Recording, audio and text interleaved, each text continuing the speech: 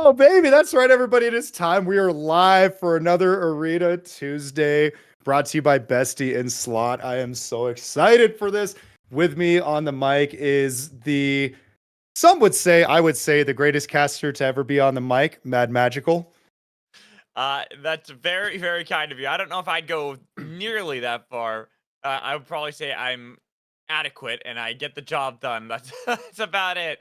But I am excited for some arena. It's been a bit since I've been able to cover some arena. Sadly did miss last week, but being back for this week, it is going to be awesome to see how these teams line up. Yeah, and to quote Saya, who is also here running the production, running the show, running the Bestie in Slot account. As he put it earlier, it is a very top-heavy tournament. There are 7 teams, but it is 7 of the best teams to ever touch the game. So this is going to be an exciting, I don't know, just see who has the best hands in arena mode. And I'm actually very excited, again, to have you here on the mic because I've gotten to witness you commentate. And this is your specialty. It is just nonstop action, less of the downtime, less of the positioning, more of like we fight. And just a reminder, in case you haven't messed around with it, you just press the letter N as in Nancy, and it'll teleport you once they get into the match to somebody. And if we want to see their gear, just hold down caps lock for a second. That'll give these spectators a good idea of who is rocking what build.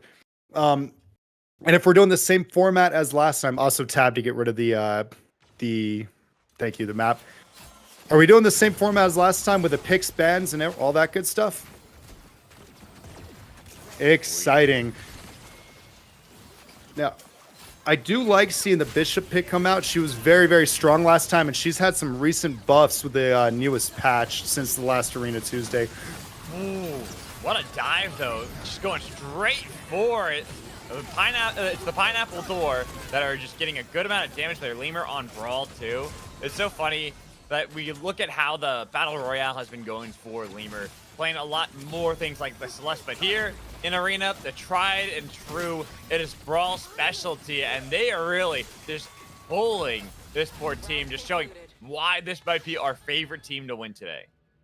Absolutely, and if you notice, Lemur on Brawl got nerfed recently, but the first person they took out was Felix, the Firefox, the hard counter to Brawl in this setting, and he was immediately taken out while everybody took a step back to get a soft reset in.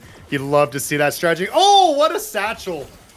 It was, but I'm just looking at how they're going to be able to dive into the backline, because right now, No Tempo are still struggling. They're getting pushed back, and Lemur already setting up the initial engage. But Spade did not want to follow that up just yet because Abador was holding strong onto the base camp, realizing No Tempo aren't going to try to go for the play to counter what the Pineapple Door are doing. Tsunade actually taking a lot of damage already, pulled back in. The first casualty as Strikel Jordan tries to juke around everybody over the fence. Hasn't fallen just yet, somehow surviving through it all. Phantom couldn't finish off the knock. Finally, it does fall, but Phantom will too, as Spade is chasing this one down, using the Eye of the Storm just to make sure that they're in range for Surge. That was too little, too late. I've heard time and time again that best players of the players say that Pineapple, the Strikel Jordan, has the best hands in the game, and he demonstrated it right there over the abyss, feathering the glide, not able to get hit. You breathe on him and he's done, and he's still managed to survive that long to be a thorn in their side. What brilliant movement demonstrated right there. That's one for this, or for people to go home and study and figure out how they can recreate it. Yeah, and Pine as a player, it got the Strikel Jordan name still, but hasn't really been able to show off the strike mechanics that they're so godlike on. Instead, has been playing more of these supportive styles when we watch these arena tournaments. Think back to Pineapple before, and now watching them as they're getting attacked in the back line, but dodging away yet again. Phantom just cannot get on to Pine. And Lemur had chased away the 3 remaining members of No Tempo, who now re-engaged, but already down a member. So I like what the Krista did there. Krista being the newest hunter, a burst mage, very, very good at deleting health bars in a hurry, but with no backup there and in a 3v1, it was too tall of an order to ask, and Lemur did a great job being the human wall to let them get out. And Abador with a great engage right there with the ult. And again, we see that Pine was in enemy lines, yet does not fall, and No Tempo are struggling to get these knocks at all on the Pineapple Door. 30 seconds left. Just the spacing, the positioning, everything by Pineapple Door is perfect.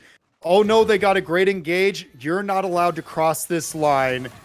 And just really making No Tempo have to work for it. And they've got to figure something out because right now they're pincered. And they're already down 3 matches in this one. So it's getting dicey. Only 2 left for the Pineapple Door to claim victory. And doesn't seem like they're ever going to relent. Lemur was close to falling right there. Phantom trying to chase this down. Does get the knock on a Lemur. But now you have to get away from the 2 pursuing members of the Pineapple Door. Abador making sure that's not going to happen. Then Scrub McLord also taken out. That was so sad that Tsunami on the Bishop did great damage, got the ult, tried to get an extra satchel bonus damage in on Lemur when I think a regular punch might have been enough, and got spiked over the Abyss for their efforts. So even though they started off just hurting Lemur so good, they ended up doing the classic blunder of the glide. Hey, you know what? It happens to the best of us, and a great team at punishing that is going to be these players on the Pineapple Door. You have insane players. You're talking about the mechanic out of Pine, but also look at Spade, who is diving into the enemy lines on this Jewel. That is going to be the flight of the Firefox, but not finding the knocks just yet. Instead, they are the ones getting chased away. Pine and Spade looking for Geb, who is so close, but couldn't actually get the knock. And with only 1 remaining for No Tempo, trying to get that revive Tsunami.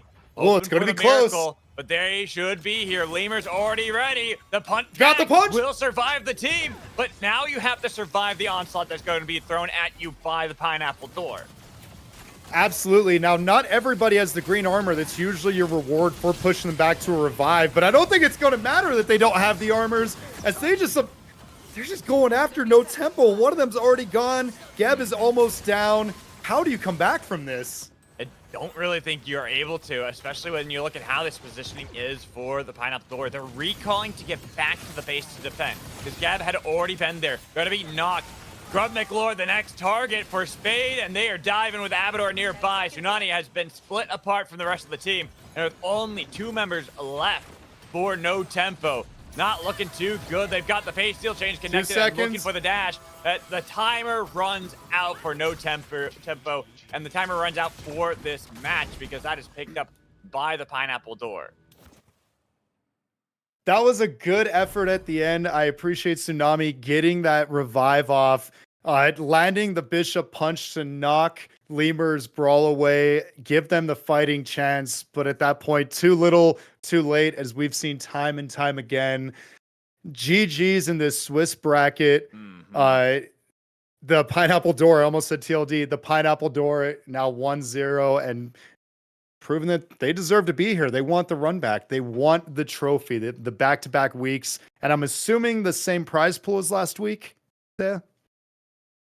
Oh, that's wonderful then. So the prize pool from last week was 5,000 in-game gold coins to the winning team and 2,500 to all the players of the second place team, which that's about $50 a person. That's good. That's a quality prize pool. I think it was Lemur was able to get the entire new Celeste skin off of that win.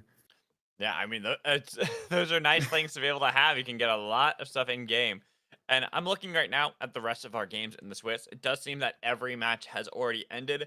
Gap having defeated the first eliminated, running it down, having defeated Vive or Die, and then Nutty, they had a bye in this first round, so they automatically get a win. And I'm really curious to see how this next set is going to go for our Swiss, because I do like Swiss brackets, especially when you start off a lot of things, because it essentially helps with seeding, where you can have some of the best teams face off early into the Swiss, but it shouldn't really matter if they truly are the best.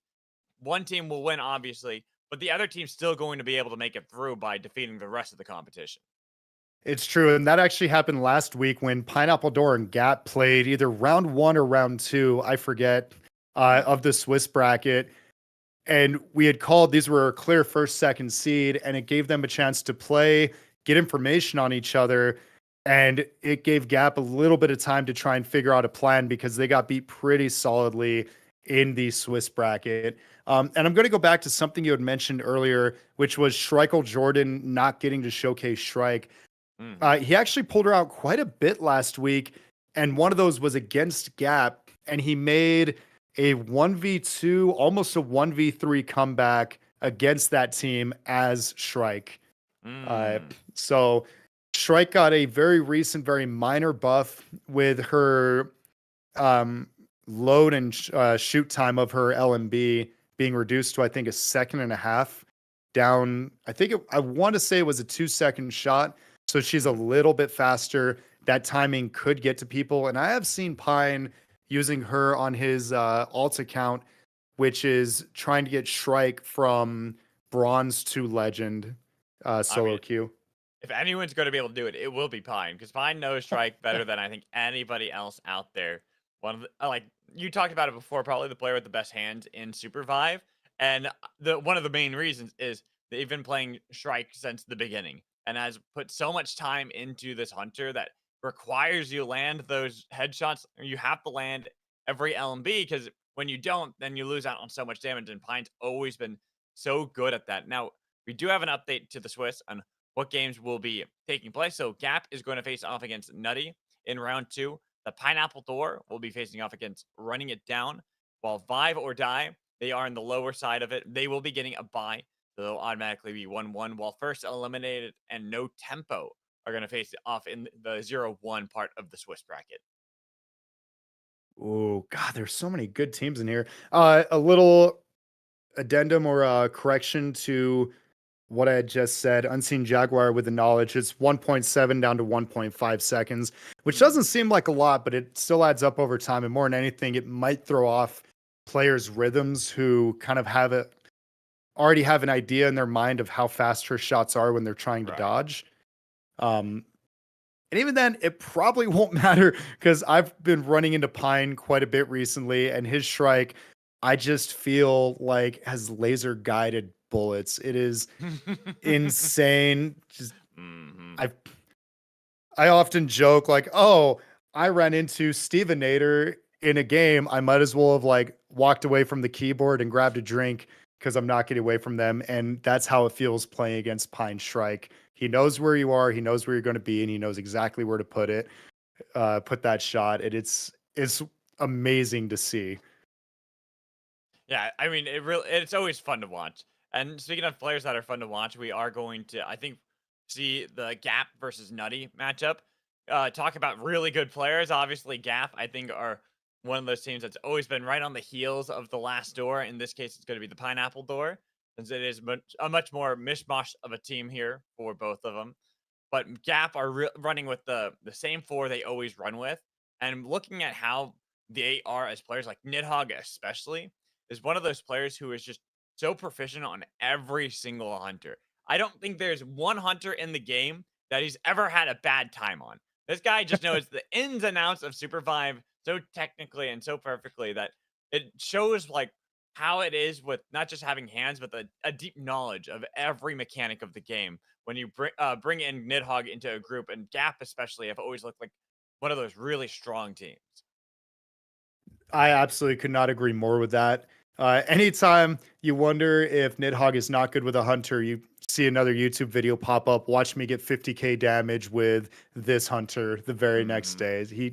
He knows them in and out. Looking at bans, Gap has banned Felix, Yep. which is the hard counter to Height's main. I'm assuming Height is still using Brawl. Looks like Nutty has banned Krista, which I think is a very strong ban. She's a newer hunter. People don't know her as well, and her burst is nothing to mess around with. So I respect that. Looks, or did they? I apologize. No, they I'm didn't ban her. thinking. They I think they picked picked her. her. Yeah, I was about to say. I think it's a first pick there for Nutty, That grabbing the yeah, my Krista, and then mistake. Zeph Myth, for the side of Gap, Ghost Kingpin for Nutty, and I will say Krillo, one of those top tier players when it comes to the Kingpin. So not too surprised to see that. You also have the likes of Arig who are on the team. Miles Clapp. These are all very good players that can play.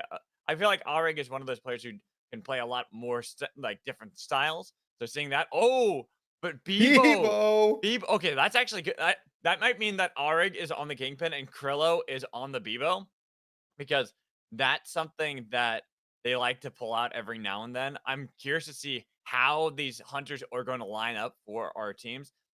Like we look at what Gap have picked. Brawl, you talked about height, pretty much guaranteed that is going to be for height. Zeph onto Kenneth.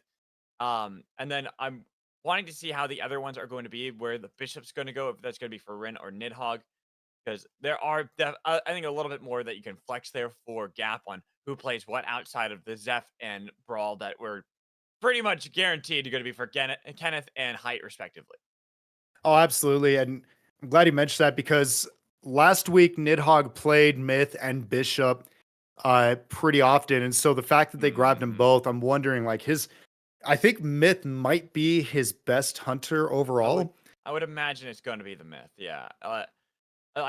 It's funny you say Myth. I actually think that Nidhogg's Void is one of the best in the game. Like Oh, he's the one absolutely. who innovated a lot of the Blinkstone tech when it came to Void. But Myth has been the one more recently that Nidhogg has Yeah. just been popping off in all the scrims and any tournaments you watch, any battle royales has been a lot of that. Of course, I did say that we've seen Nidhogg be able to play a lot of other styles too. So there are definitely many other hunters that they can play. That's why this Bishop Myth is going to be interesting to see where exactly it goes. That's true. And I was very happy last week to see more and more people picking Bishop. That's why I really respect this Ooh, style. Oh, okay. This makes yeah. sense. It's Ryan on the Myth. He's been playing a lot of Myth, a lot of Ghost as of late. And so this pick really makes sense. Mhm. And as we said, Nidhogg, I'm sure going the RMB max, uh, poke style Bishop is just really, really strong. We do have Krillo. You called it Krillo on the Bebo, Arig on the KP. And I'm really excited to see what Clap is able to pull off with the new Hunter Krista. Me too. We didn't get to see it the most in the last game, unfortunately, for no tempo. It's just a difficult matchup. But we are seeing that Arg try to go to defend and contest that base camp. It's already been locked in by Gap. They're struggling to find that window, any path into that zone that is being heavily controlled by Gap. It's really going to be on the back of Arig if they can land one of these pulls, because they got a little bit of chip damage onto Height. But that's the great thing about having a Zeph. You can heal all of that back up so reliably.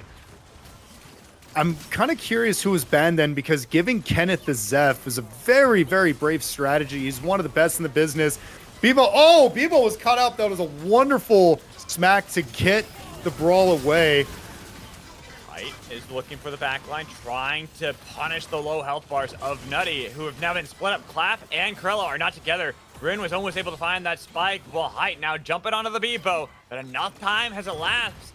Nutty, you gotta get onto the base camp because it is not looking good for you at the moment if you can't get anywhere near it. The Vortex Charm landing so they can get the first knock onto Bebo and then look to follow that up onto Miles with a dive in from Height. Heal back up from second win. Almost losing out on Ren, but he was able to heal back up with his Zeph on the other side. And now even though Bebo is trying to get resurrected by Auric, so close.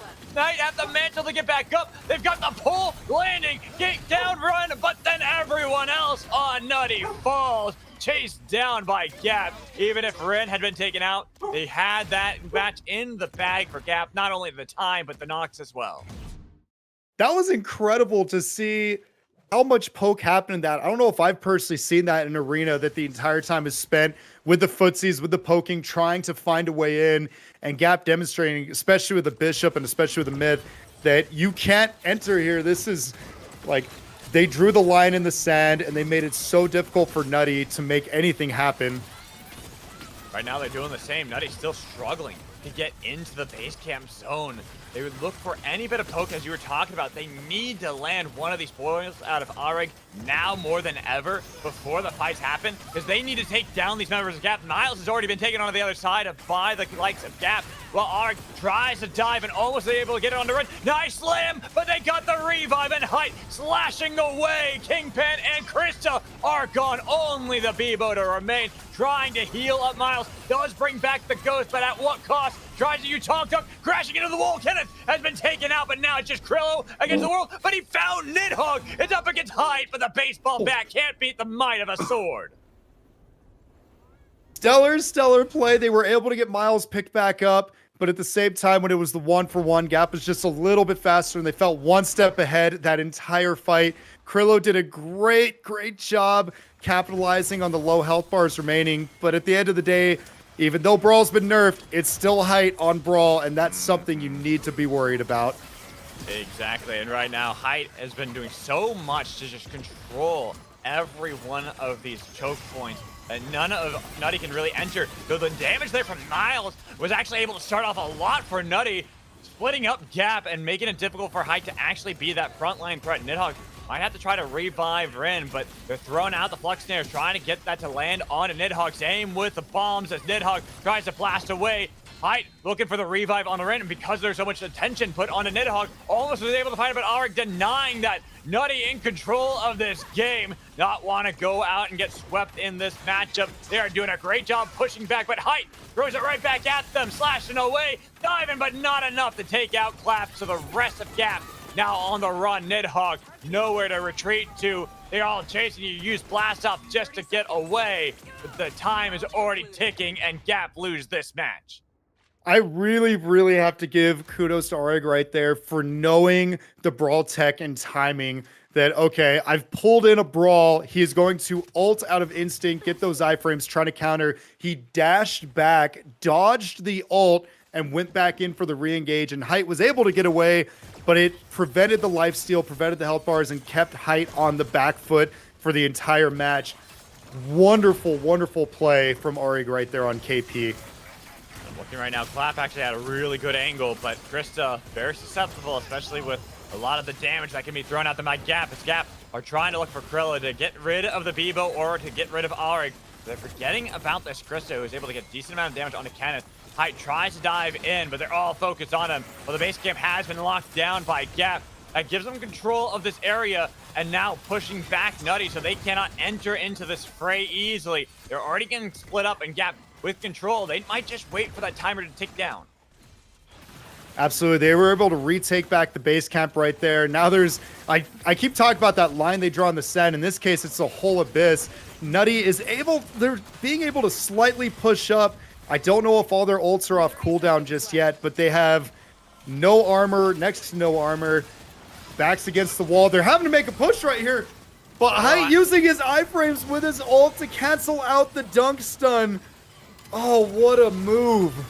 And the rest of Nutty now, they've been struggling to find a way to enter into any fight against Gap here. Gap had full control. Auric gets spiked down by Height, so 3-1 lead over to Gap. Now, the good news for Nutty in this instance is that they do have a win on the board, so they just need to recreate that moment that they captured lightning in a bottle with that one. Can they do it again? They know they have what it takes. They just have to figure it out. And Nidhogg is doing just such a good job of poking, and his punching to make sure to separate and keep them apart has been just absolutely stellar in this match. I'm looking at Krillo, looking for the flank onto the members of Gap. That Tonk Tonk could be pivotal for the team, especially if they're able to utilize that with the bomb tech that we've seen before. They pushed off Gap from the circle and from the base camp, but Height getting way more onto two members. Miles and Auric are gone. With only Krillo and Clap left, the base camp isn't even the target for Gap. They're looking for the kills to eliminate Nut and make sure that they're not going to have an easy way back into this one and be one game away from taking the set. I wonder if Clap and I think it was Krillo focused a little too much on trying to capture the base camp there. The bomb or the satchel had knocked off the B bomb from it. They were standing on it, and that gave Height all the time in the world to attack up north and drop two of their teammates. And I think the big thing for me in this matchup, and that has been giving Gap all of this control, is the fact they're the first team on top of these objectives. They're the first team on the base camp. Right there, Nidhogg does fall. Auric was able to get a lot of damage with the slug wave. But now that you've got that kill confirmed, you've got to look for the fight, and you're already struggling. Height did have to dash back and get back towards the rest of the team. The revive was almost there for Kenneth. That's why Nutty are playing aggressively. They have to deny the revives for Gap. They take out Height to do so, and need these two members. Nice pull from Auric! Brings him right back in, and Kenneth tries out this movement, but Gap will fall, and Nutty say, not so easily. We have more games left to play. Down, but not out. That brilliant dunk onto Nidhogg to get it started, popping the KP ult, deleting him and just not letting them get that revive off at the top. That was absolutely beautiful by Nutty to take that match over Gap. That was huge. Alright, almost landing a nice pull there onto Nidhogg. Could have done the same thing in this game and try to get themselves up to a 3rd point. But right now, everything is do or die, and it looks like it's not looking so good because Krillo is already gone. They're trying to get the revive. They have been split up. They're all the way down south while Aura getting chased down by Rin. I was trying to make sure that it wasn't an easy way to get Bebo back onto the field and be able to play any more of these matches. But at Gap, they'll let the Bebo get revived. They realize that Auric's completely split from the rest of the team, and they control the base camp. I don't know how much Arg is going to be able to heal up. I know that they've gotten rid of the Vive Beans recently. Oh, what a great ulti with the B-Bomb. Not quite enough to finish him off, though. That Ion Cannon is great. And where is the Myth? There comes Myth back from the north. I think they chased Auric down. I don't know if Auric is still up, but Krillo has dropped. Auric's down, and the rest of Nutty, they're going to follow suit right now. It was a long chase from Ren, but getting that kill confirmed, they get the rest of Nutty, and Gap will beat Nutty 5-2. That was just beautiful in how Gap played their comp. They had all the poke in the world with Myth and with Bishop. They had Kenneth on his best hunter in the back line, keeping them healthy. And then once they poked enough, that's when Height tethered in, dove, deleted some health bars. It was great picks on their part to really not allow Nutty the opportunity to even play the game for 5 of the matches. Like, just, I don't know. I love this format so much, and Gap are just experts at this pick and ban with such. They were able to concede some hunters that they knew Nutty wanted, such as the Kingpin, such as the Bebo, but in turn, they got so much out of it with the Myth, with the with the Zeph.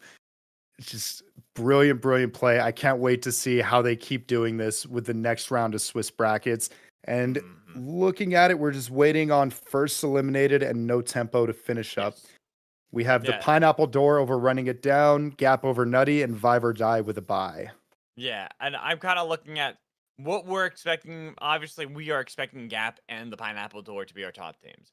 We look at them on paper. Nutty are always one of those teams that I think have been growing, especially when you look at how the scrim results have been. They've been kind of getting themselves up towards that same momentum that we've seen the likes of Gap, the likes of Pineapple Door, even looking at other teams such as Fable, who have been doing a good job of kind of starting to really build themselves up in NA. Nutty are another one of those teams, but they just struggle a little bit against some of these teams. And as they continue to grow, I expect the competition to get a little bit more stiff, but they're still at that point where they're just right at the heels. They're slightly behind these top teams. If you remember during the Thank You Chef tournament, I actually had picked Nutty as my underdogs to win the event. They're really good, but they're also, like you said, in the squads variation, any given Sunday, they can win a scrims night. Very good with that. And the same can go with Arena. They are improving themselves constantly. They're working towards it. They're figuring stuff out. When I spoke with Krillo recently, he acknowledged that part of their problem in the Arena setup was that they really just had one strategy when he was on Kingpin, and that was to let him kind of stealth into the back line, hopefully get a pull. And when teams were figuring that out and stopping it from happening, they didn't have another answer. So they're aware of their weaknesses. They know what they need to work on. And I'm just happy to see them doing it. Even with little things like giving Krillo the Bebo. His Bebo is no joke. He almost made one of those or 3v1 comebacks or 1v3 comebacks. So I'm excited to see what they do. As I said, for the rest of this tournament, they can still win. Yeah. Oh yeah. There's still a lot of potential. It is Swiss after all. So you have that potential to knock down here earlier and then come back in later in the tournament. And speaking of our last matchup that we were waiting on, No Tempo did take down first eliminated. I'm gonna see if I have match scores. It doesn't say exactly what the each point to point was in that matchup, because I would have liked to have seen that and see exactly how that went. But first eliminated, struggling a little bit there, and going into our third round, They will thankfully be getting a bye because they are our seventh team, but at the bottom with no other team that hasn't won, and being at 0-2. There'll be that one team that gets a bye. The other ones that we should be really happy to see this Gap versus Pineapple. This is like always going to be the matchup to watch, the one that everyone wants to see on their screens. Absolutely. These are the most exciting ones. If we're hoping to get that tied 4-4 winner take all, it is most likely going to be with these two teams running into each other. Mhm. They both play brilliantly. They both know the song and dance of picks and bans. They all eight members or all eight players have such a diverse character pool Mhm. that you really can't completely shut them out. But then they're going to have their own little chess match of like, okay, who's going to get the brawl? Do we want to lock in Mhm. brawl right away? Okay, if you let Pineapple Door get brawl, then you're conceding Zeph to Kenneth and stuff like that. Are we going to ban Oath? Are we going to ban the Zeph? Are we going to ban Krista? Because I don't know if you've seen Lemur or Abador's Krista as of late, I have. but they're terrifying. Yeah, they really are. And I mean, I'm looking at how you can kind of approach the draft into that game too. We can look at the Felix, right, as a big one for the brawl. That could be for height or that could be for Lemur. But I know Amador plays a decent amount of Felix and was playing a lot of that right before a lot of the substantial brawl nerfs started to come through because he wanted to be able to counter any sort of brawl that they had on the other side, be that either arena or be that BR. So I'm expecting to see that Gap probably going to put that priority again onto that ban. But that then means that the brawl is left open, which also is something that this Pineapple Door can play very well because of Lemur. And then we're not even talking about Pine. We're not even talking about Spade, where they have a lot of classic picks you can play. I know Spade's Jewel is always the big one I look at as being one of the best Jewel mains probably on the server. And then we're looking for Pine, Tricle, Jordan. Obviously, the supports. We saw the Aluna in our first stream matchups earlier. Zeph is a big one that they've been doing a Mhm. great job on. And then the classic Shrike that maybe they can bust out here, but that'd be still risky up against a team that's as aggressive as Gap is. Absolutely. And I like that you pointed out the Luna in game one that we saw, which makes me think that they banned Zeph. I, knowing Pine, knowing that this is kind of, there's nothing really to lose with this particular match. I wonder if he is going to go with the Shrike as a last pick because he knows Gap's not going to take it, and Hmm. thus giving the advantage uh, to Pineapple Door when it comes to the first three picks, having the onus on Gap to try and stop those, knowing that Pine's already kind of set in and they don't have to worry about his. Sorry, I'm just juggling because they also have the chat going on Start GG, Yeah, I and was they looking said at they that want too. second pick. I Oh, there saw we it too. go. I'm like, oh god, how are we gonna see? How are we gonna see how that one's lining up?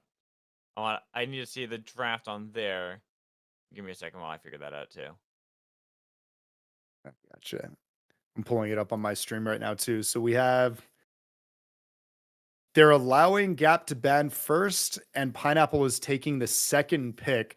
So they want pick two and pick three, which I like. They're Hmm. possibly conceding the brawl to height. Maybe they're not as worried about it um, because brawl did get those recent nerfs. But then again, in all the matches we've seen, there has been a brawl. That is true. Brawl has been a big one, and that's why I Brawl is almost banned. expect. Yeah, I was about to say I almost expect to see the brawl banned as opposed to anything because how much we have been seeing of that brawl.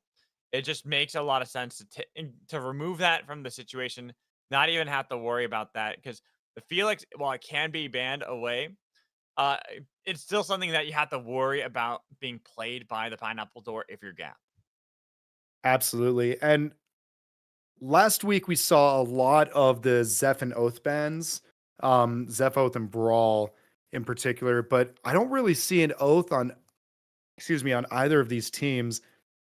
So I wonder what Hmm. Pine is going to ban here. Again, I could see, oh, Krista. Yeah, I was thinking Interesting. Krista or possibly the Zeph getting banned here, I just was to thinking deny that Zeph. being first picked. Those would be kind of the big ones, but Krista I think is a very safe ban. Well, we haven't gotten to see those Krista pop-off moments just yet on stream. If you haven't played Krista, you already know about the Krista pop-off plays that you can Yeah. have on your own games.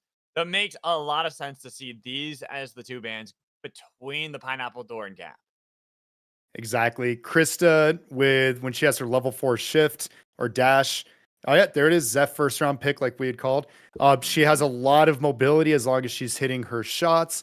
She is a burst mage. She can just hit you for a lot very fast and then use that mobility to escape. Uh, Pineapple took Myth and Bishop. Yeah. Interesting. So that this makes me think Ghost's going to be high priority now for Gap. That's something that Mhm. Rin really likes to play and is really good. The Myth was kind of like that fallback for the team. But then I'm looking at what else is available for them.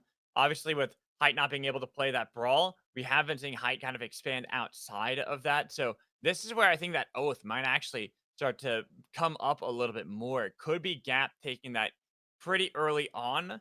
That or I'm trying to think what else you'd really want here. I think the Oath just has a lot of value already up against Myth and Bishop that you Oath does might as so well Bishop take tends now. to do well against Oath, usually with the punch and the satchel being able to break the shield pretty well. They took Ghost and Shiv.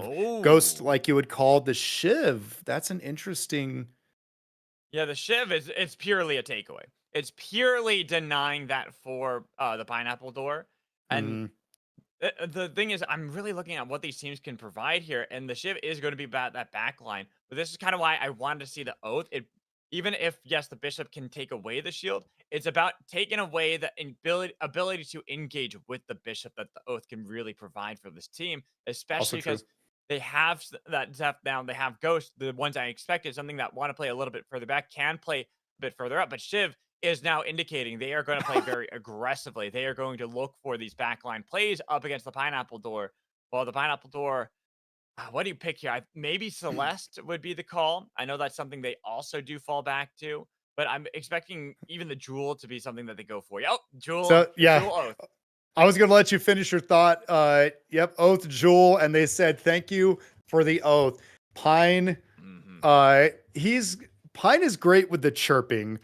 Going with a Mm-hmm. little hockey kind of term there. Likes to chirp, likes to try and get into people's heads, maybe tilt them a little bit. Um, and I feel like that's what the thank you for the oath is right here. So Okay, what I know can this seems like out of left field, but if I'm Gap, I would lock in Hudson.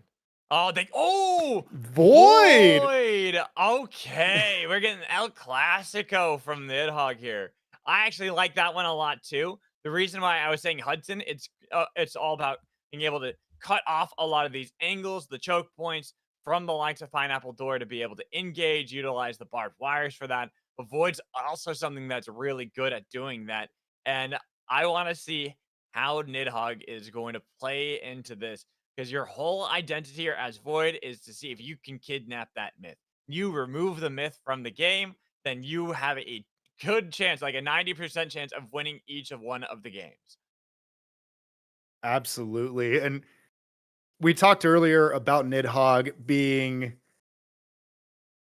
somebody who just really helped break Void out or like showcase what Void is capable of, not just with the Blink Stone, but also with um grapple hook, with just different positionings, how to kidnap people. I'm trying to see they don't have a lot of the traditional Void X another hunter combos like Void Celeste being the most common one, obviously. But that doesn't mean that he can't teleport even a Shiv who might not have their dagger up to really, really hit Pine where or Pineapple Door where it hurts. I'm just Hmm. looking or look at these. We have a Bishop that can ulti into a Zeph if Zeph gets a little too out of hand. Jewel can do the same. Oath is the healer to keep him safe. These are very or it's a very strong draft pick from Pineapple Door. Right. Gap, it seems almost like a mildly exotic pick with the Void in there, but this is really, really strong for them. Rin on the Ghost, Kenneth on the Zeph. Uh, I am so excited to see how they play this out.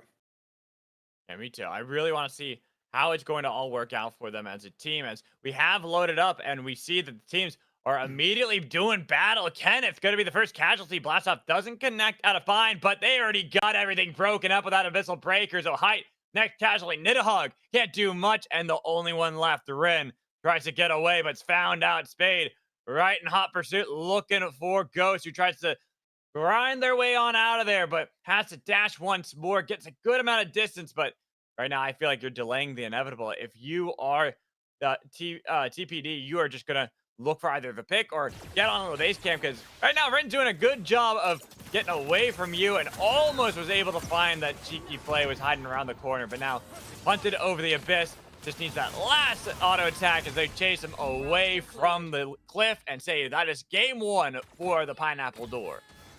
I'm going to throw something out there. I was not expecting the Lemur Oath. I thought, because Lemur has a very, very good bishop, so I was expecting us to go with that. Say, I don't know if you saw the messages about possibly, or okay, cool. Wanted to make sure there, buddy. What a great picks. Yeah, I do like this from the Pineapple Door, the flexibility. Lemur, I was really praising how Nidahogg is one of these players that is great at playing so many different styles. Lemur as well. Lemur is one of these players who can play pretty much every hunter. Singularity, who does lock down one target, though, from Nidahogg, so they take out the Jewel initially, and they're going to be able to swap away, confirm that Wisp kill. All the rest of TPD have to bail from even contesting on the base camp. They're looking for the revive for round 2 Party Boogaloo, but Nidahogg not making it too easy, was able to find a nice spike, but Lemur has been strong on the revive, hasn't been forced off just yet. Well, they've got the dive into the back line, almost the fusion line to pick up the kill with the dagger, trying to see if they can take down the bishop, but still surviving. Lemur dashing back towards Abador, wasn't able to get the revive on the space, but at what cost? Gap strike right back as Strikel Jordan was looking for Nidahogg, but instead is going to be found by Ren as they hunt down the bishop and can hunt down Jewel to even this up at 1 apiece. Eye of the Storm from Spade to try to escape, but kind of like before, what we saw with Ren only delaying the inevitable. Same here for Spade. That was a really, really good effort. They almost had Nidahogg down, but Nidahogg, just with a masterclass of how to escape, how to go back, or disengage, lick your wounds, come back stronger. Gap able to fill in that gap, pun intended there, and protect him to really make sure they kept their advantage that entire time. Like you said, the revive went off, but at what cost? Just absolutely amazing play from Gap right there. So Height getting chunked out pretty heavily by TPD, who are now pushing onto the base camp, taking Gap out of the corridor. But a bomb has been put down, that unstable matter. And that's just what I was talking about with the Void. Doing a great job of controlling Andy's face, and now using the Singularity to eliminate Lemur. No front line anymore. Womp just to take out the oath, but you lose out on Height on the other side, while Abador barely clinging on to life. Rin the same, the hunt is there, and they're looking for that blast to take down Rin, then look for Kenneth. He's pushed into the wall, but almost the revive on a Height. Nidahogg tries to resurrect the team, was able to get the knock onto Abador, but punted into the wall themselves. TPD wrestled back control away from Gap, and it's all onto the support. Now save the day, but couldn't land the Vortex Charm. Instead is going to be the casualty for TPD to take a second game. I am very surprised TPD took that. I don't know if you noticed at the very beginning, Rin pushed Pine out of the fight, knock him down to about a quarter health, just with a nice grenade and nice little barrage of LMBs. And so I thought with the 4v3 scenario, Gap was going to take that one. I'm very impressed by TPD right there. Me too, and this is kind of why we talked about these plays, but what a Vortex Charm from Kenneth! That's one of those things we talked about before. When you're this good on a Hunter, landing a 3-man Vortex Charm to already make it a 3v1 up against Spade. Gap are the team that we're looking at as the possible team to take down TPD, but Spade is looking for that stack that's been built up as they get the resurrection and take down game 4. This is going to be a tied up series 2-2. The Zeph grenade on 3 people to get it started. The immediate Shiv follow-up from Height. They tried the Oath ult to stop them, but it was just they couldn't do anything about it. That was a very strong start. That is exactly what Gap hopes for with this kind of comp. Yeah, no, and right now they're trying to stay strong onto the base camp, but TPD This is something you always got to give them credit for. This is a team that does not relent. They love the chaos. They love the battles, and they are battling every member of Gap right now. Rin does scare off Spade, as Spade did get taken low, but Height was trying to do battle up against Pine with a punt back, almost landing the bomb, while Abador did take Rin off screen in the chase down onto Height. Pine looking for Height and looking for a Gap. Their former home, if you think way back, Pine actually had been a member with a lot of these players. So now wants that revenge yet again as the revive from Height was attempted but thwarted by Pine. Air ball, but that ult is hard to hit. I love the satchel jumps coming out of Strikel Jordan right here to catch up to Height. Even though Height was able to heal, you know that there's a very fast Bishop right on your tail. We couldn't see what TPD did to clear out the rest of them, but we are sitting 3-2 right now in this back and forth matchup, and it is so exciting. I love the game. And this is why we're always hyped to see these teams face off. Be it the last door or here, the Pineapple door up against Gap. Always in for a banger of a series, as right now TPD are struggling a bit against Gap, who've taken the lead 3-2 in the series and are already getting control of the base camp. Now going to put TPD on a timer to try to play aggressively, look for the picks, but it's going to be Pine with that Fusillade from Hyde taking down the back line as well. So Spade no longer a threat you have to worry about. Looking for that Oath, the Oath with a shield. Not really defending anybody because Abador is really far away and hoping to get all the way down south towards that revive. I don't know if he's going to be able to pull it off. If I'm not mistaken, Nidhogg still has Zolt. He can very well just teleport in, and I'm sure we're going to see it come out right here. Yes. Yep. Was already able to lock that down so they can lock down control of the point and of that respawn. Get rid of TPD, but TPD, even though it's a 2v4, make that a 4v1 because the spike on the other side. Lemur no more, and Abador by themselves as a myth. I don't know where you can really go here against Gap, and Gap now going to be one game away from taking the set. Is it 4-2 or 3-3? Yeah, 3-3.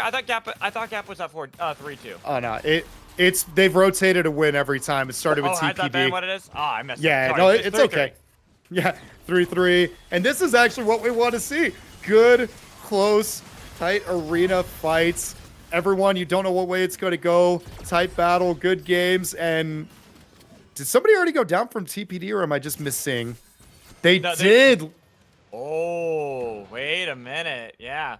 And Abador is really just bailing all the way down south. If you don't know this tech, because all of the islands do exist in Arena, you can go to a completely different one to go for a respawn. We don't have the base camps that you can go for that. I think that is something that has been banned a long time ago. But being able to get that revive to try again for another fight up against Gap. But if Gap do win this one, they will be at that set point. Absolutely. And if you noted, or Lemur bailed right away, saw the writing on the wall and got that revive. But look at the wall that Gap is creating right there to make it so hard. But TPD not all coming back in the same spot. Good move. They got the Oath ult out. They got the Void ult out. And they're just poking away at them. But that, a Shiv ult to shred. I can't see who that is. We're zoomed out the Jewel. And Pine, we didn't even realize, had kind of gotten all the way around them to threaten control over the base camp. And now this is going to be chance 2, but the Hail of Arrows takes out Pine. And with all that damage on a Lemur, Abador's a little bit too late as he went for the back line. Trying to get the revive on a Pine, but nice Vortex Charm. Even if Pine's resurrected, Spade had to give his life for that one. So Abador and Spade both fall. Nobody's left here but Lemur, a lone Oath with overtime. And that is going to be TPD falling. Gap now one game away from taking the set. So for those who don't know, Ghost Kit relies on him hitting those grenades. When you hit a grenade, hit the stun, they are more susceptible to your left mouse button damage. And even though Pine didn't get taken out by the Ghost, the majority of his health bar did. Great job from Rin right there. But Gap are getting pushed away from the base camp. TPD taking initial control. No unstable matter just yet. Nidhogg, this is kind of what we were talking about with that Void and how much control that you get over these corridors, these choke points that teams have to push towards. TPD have been kind of tepidly going for the base camp, knowing that if they stand on for too long, things like that can happen where they're already getting eliminated. So Pine was not able to get the base camp, nor was he able to get his life out, but Hyde had to trade that as well. The Vortex Arm barely going wide on the Lemur. No singularity as Spade was able to find that back line as well. 3v2, low health on the Lemur. Rin tries to see if he can take that down, but Kenneth's gone now up into the eye of the storm. Rin can't do anything but watch as we are tied yet again. 4 apiece, 1 remaining game. This is what we wanted. This is why we tune into these tournaments. The 2 best teams in North America tied 4-4, winner take all. This is for all the cookies. I love this. This is the dream right here. Now, who has the grit to pull this off? Oh, this is so exciting. As we see Gap, they have been doing a good job. It has been that back and forth tug of war between the 2 teams. The Gap usually getting the space control. It's been difficult for TBD to play into. While Pine already gets focused away, they got the pick on a Nidhogg. So Gap now down a member. Kenneth's going to be the same thing as he is spiked over the abyss. Could not get away with only Height and Rin left up against 4 members of TPD. TPD ain't looking for the base camp. They're looking for the kills confirmed as they pump one into the wall. Chase away Height, say, let's get rid of that Shiv. That's the one that's trickier to get rid of. But Abador does fall to Rin all the way on the other side while Height has been doing a good job of disengaging from Spade. Might be able to re-engage onto Spade if Spade doesn't realize that that Shiv had been waiting. The Fuselage had been popped, but not going to be in range to find the damage. And we see on the kill feed, finally, Rin does fall to Pine. So that means the rest of the Pineapple Thor should be looking to see if they can play up against Height and take out this lone Shiv with 4 members strong.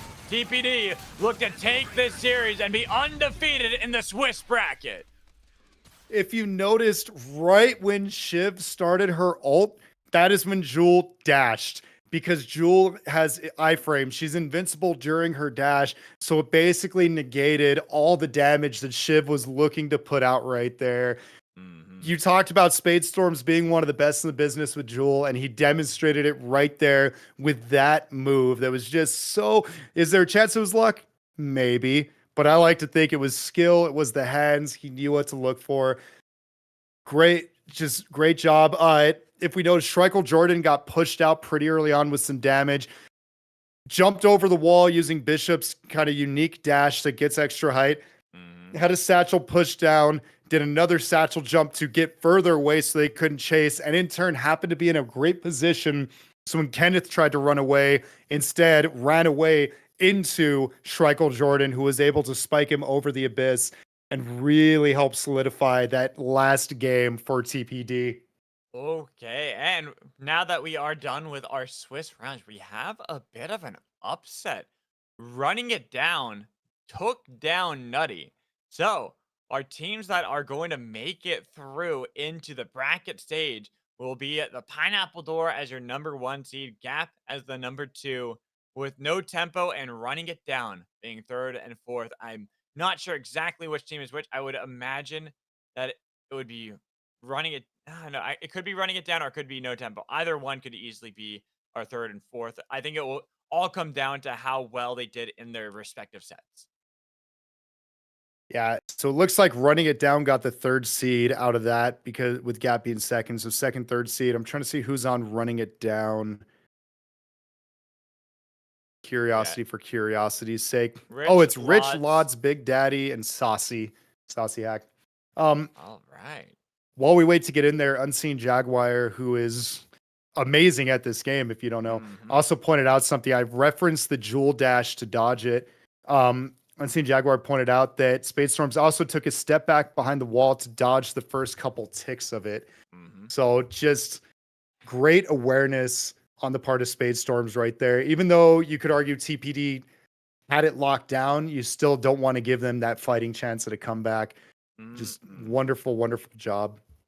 Yeah, it's honestly like a lot of shout outs to our players in general, especially when you look at how they're able to play with some of the mechanics, knowing how to counter their opposition or to use their own strengths in order to get away from certain danger, re-engage. I mean, just think about how many times we saw Pine barely living earlier on in the day, and same goes over to Kenneth on how well they've been playing and avoiding a lot of danger. But we do got to move on to our next series, and I think we are going to watch I believe it is running it down versus because they got third seed, so they'll be So facing off against Gap. production just reached out to us. They said we're going to take a quick break. I don't know how long that break is going to be. Um, but we will be right back with some more Supervive action. Probably just give us a few minutes, let the players use the restroom if they have to, the commentators too. So, That sounds like a pro- good idea. I will be right back. I'm gonna take advantage of that. Absolutely same. I realize I've just been chugging water and coffee all day. I should probably give myself a slight breather.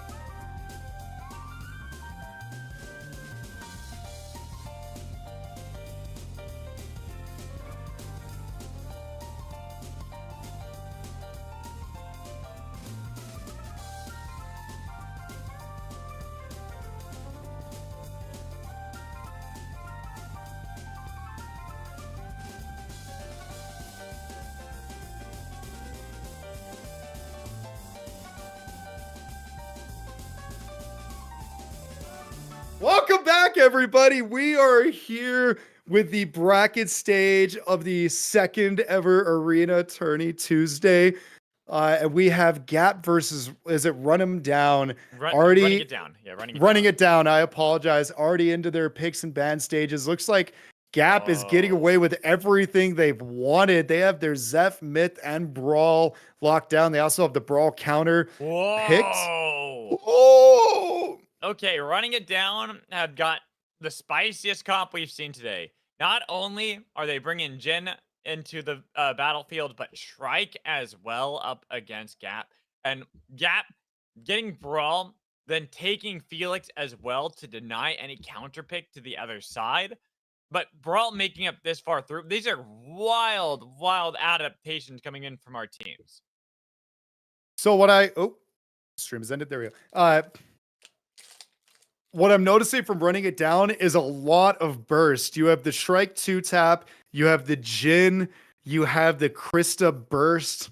So if any one of those three hunters are able to land their win conditions, then I could see them doing this. But the problem is, it's not easy to land those win conditions, and Gap is some of the best in the business, each of them individually, at dodge, duck, dip, dive, and dodging.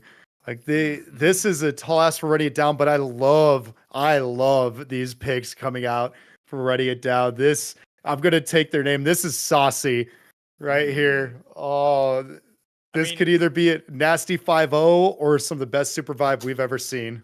I mean, if you think back to like the first big arena tournament, the Thank You Chef one that we did a while back, one of the craziest things that we ended up seeing, because there was a very defined meta that everyone was playing. It was the Zeph, Brawl, and you can toss in whatever you want, but it usually was Shiv.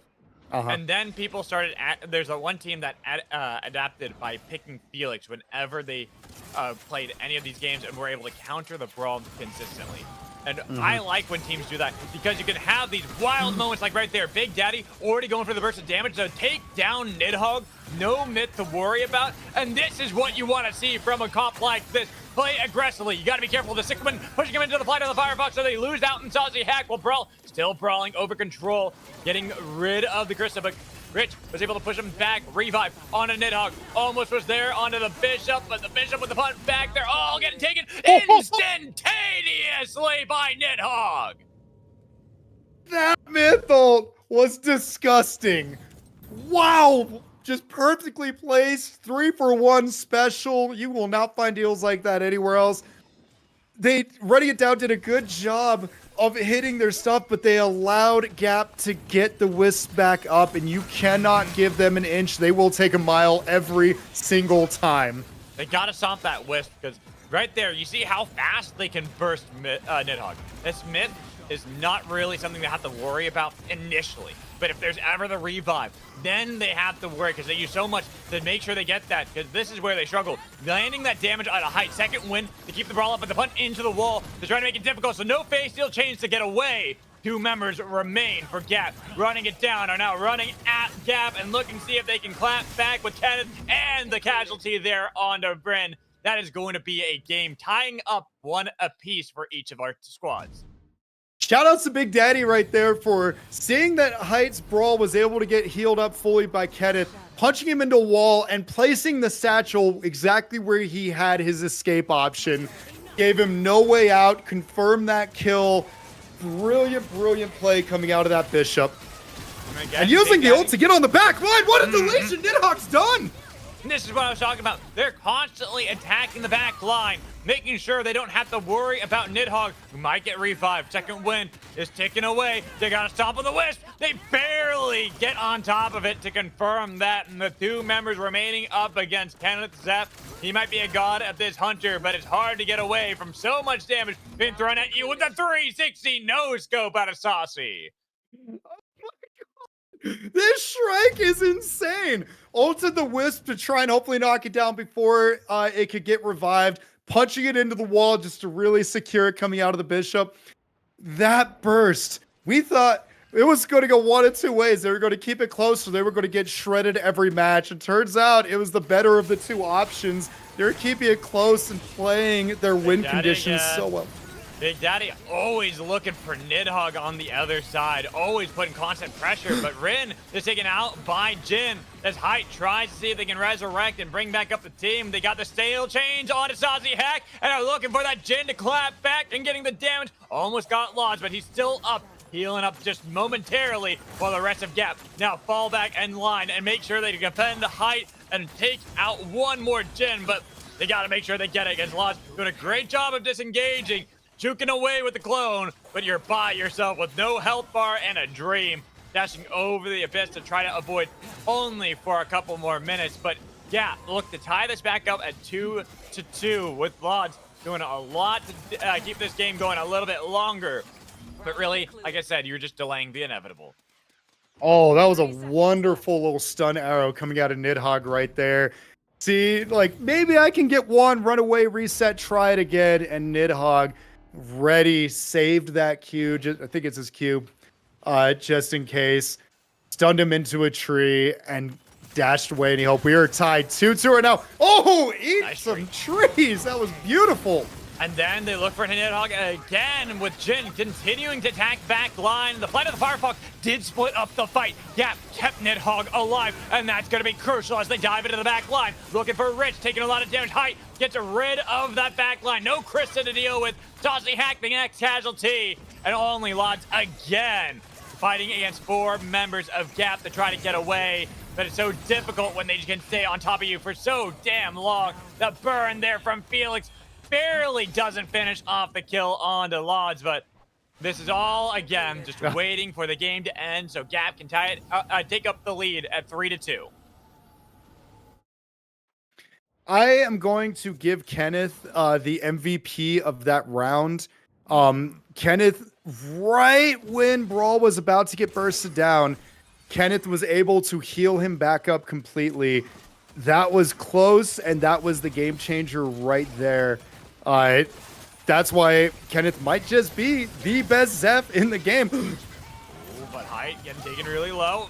Not in time with the second win, but might be able to revive the Wisp, but they stomp on him to deny that. That's going to be the Flight of the Firefox, splitting up the fight once more. But Lodge is looking for Nidhogg. The heals from Kenneth make it so it's so difficult to take out that mid so quickly. But when Strike can land shots like that, and then they can get the punt back with the grenades, they split Nidhogg away from the support. Kenneth trying his damnedest to stay nearby to keep that heal going. So Nidhogg is not done just yet. But 4 against 2, Kenneth being the front line for the team. Not looking so good. That's why Nidhogg has to just go back a little bit more. Tries to re-engage onto Sazi Hack. Get rid of anybody, but when they land those auto attacks, it is around attack Kenneth. The next one that should fall, and he is the one that is barely living this time around. As we got the series tied up yet again, 3-3. That was absolutely great. If you notice, Kenneth, they managed to knock Height down just before Zeph's ult came out. So Zeph tried to dash away with both them, and they knocked him back just enough that he couldn't pull the Wisp with him. And just for extra safe measures, the Bishop punched the Wisp into a wall, immediately boxing it. They really learned they need to secure the kills against Gap. They demonstrated it right there in that match.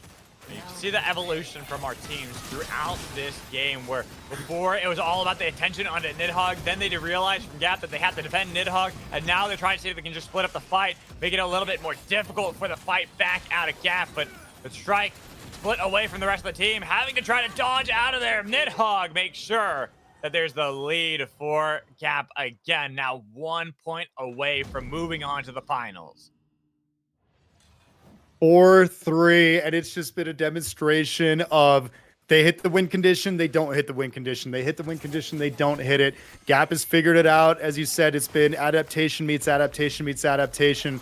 So Ken running it down, hit their win condition right here as they catch Height caught off guard. Oh, but Height was able to just skate away from some of the damage and got a lot of attention. The team almost had gotten the base camp, but right there, running down, realized that they had to actually collapse on that corridor and deny Gap from taking control of the base camp, because they are at that match point. They're at set point here. If Gap can win this game, they move on to the finals. Running it down, Try to run down once more, but couldn't get the kill on a Nidhogg. That's why they tried to blink away and dodge away, but that's going to be Rich on top of Nidhogg. The heals, though. How can they not kill this myth? He's undeniable, unstoppable. As Gap pushed back, running it down. You tried valiantly. You got close, but Gap want to get that prize and get back to the finals. Gap securing at least a prize. They're no longer on the bubble. Running it down, hit their burst. They hit a 3-person Krista ult.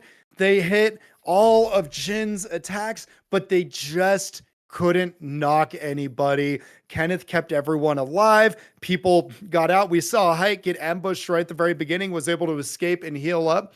And that was the difference maker right there in this final game. You hit your burst, but you didn't knock. And when they had nothing left, all they could do was just try to push in, but it wasn't enough against that team comp and against that team that was Gap.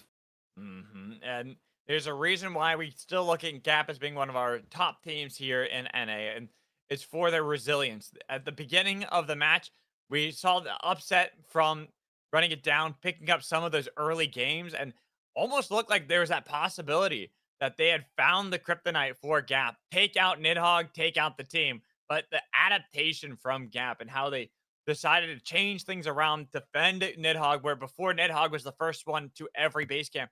He was kind of hanging back a little bit more after getting the hail of arrows down. He just peel back and let anybody else frontline.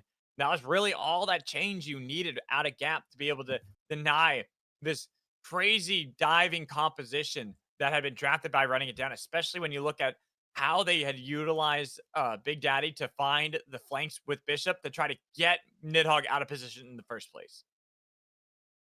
True. Okay, I'm looking at the chat right now. Tsunami pitched the pineapple door that they all pick random. Oh, And I'm here for it. I'm here for it. they're going to start GG for the chat. Now, I noticed that production does have the pick ban pulled up, so we will be able to view that as well as the chat. I personally am going straight to the chat. Sorry, my screen just started freaking out right there, so I had to adjust something. Let's see what the picks and bans are. I didn't catch. Did you see what the bans were of the last match? I did not. I was still in the bathroom. I came back and the game was already getting underway, so I missed out on that one. Yeah, it was kind of it was a weird one. I was trying to decipher. I could see what the picks were, but I couldn't see on that screen where the bans were. Let's see. Oh, there we go. Team A ban is at the very top. I don't see Team B. Is your Discord freaking out too, or is that just me? It hasn't started yet. I was like, I don't think they've gotten underway just yet.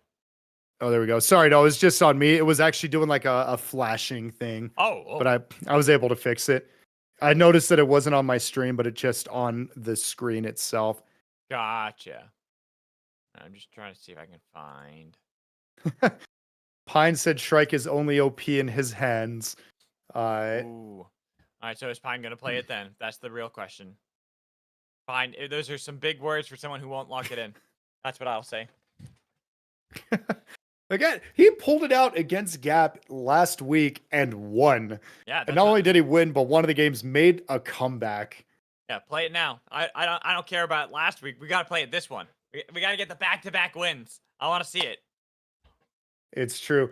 I've often said that coming from a competitive Smash Bros. Background, it doesn't matter who you've beaten before. It's who did you beat today. And let's see if he'll beat them with Shrike today. Yeah, so we'll see what they decide to lock in here, especially when we look at our bans. I'm really curious to see if we're going to have some of those targeted bans, such as the Brawl, to take that away. That's something that's been pretty big today. But maybe even seeing... I kind of am wondering if Zeph deserves to get a ban here, because Pine, how they tend to play a lot of these competitive matches, especially for things where there's a little bit more on the line, does tend to go more towards the supports. We saw Luna at the beginning of the day. Zeph, it looks like, is going to be banned here. So no Oath, no Zeph into this matchup. And this is the opportunity. Come on, Pine. You have the opportunity. Lock in that Shrike. I want it. I need it. It would be even more bold if they locked in Shrike first. That's what I'm saying. That's what I'm saying. Locking it now. What a statement. That would be the biggest statement you could have going into any matchup. But I am expecting probably Brawl to be that first Ah, pick. Yep, yep, there yep. it is. Right on cue. Brawl was the one I expected, and then No Tempo. Krista is available. That's an easy pick if you want to go for that one. Kingpin could be locked in for them, or they could just go for something like Krista Bishop. That's been another Mhm. powerful duo that we've been seeing a lot of. I'm looking at Shiv is Felix. available. Shiv is available. Felix, a good Oh, counter towards Felix. Brawl. Many opportunities for No Tempo to look for. No, you pointed out there, Felix is available. And again, although Brawl is not as strong in the current patch, it's still Brawl and it's still Lemur's Brawl, who is at the worst case scenario, top three, I'd say in the world on that hunter. So Yes. yeah, having a counter, having some anti-heal available via Felix does seem like a great choice. Yeah, Bebo's available. Bebo hasn't been as strong, just really picked by Krillo, but Mm-hmm. Bebo is also one of those hunters that if you're not paying attention at the start of an arena match, you can be dead in an instant via the B bomb and the ult. And the Shiv and Bishop have been locked in. Okay. So just taking away the Shiv for sure from TPD. Same with the Bishop, honestly. These kind of are functioning almost as pseudo bans, taking away really powerful hunters that normally TPD would play with for. But unfortunately, it's Immediate. not enough. Unfortunately, it's not enough because Krista and Myth were still available. This is what I was talking about when I was trying to like illustrate how many picks that No Tempo could grab right there at the beginning.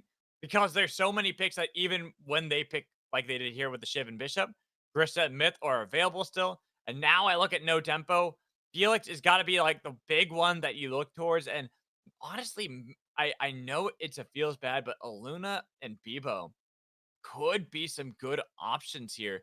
Bebo is pretty good at disengaging with Brawl, but also really good at getting towards those backlines to look for a little bit of poke, while Aluna can help save the team in many Mhm. scenarios without that Zeth to worry about.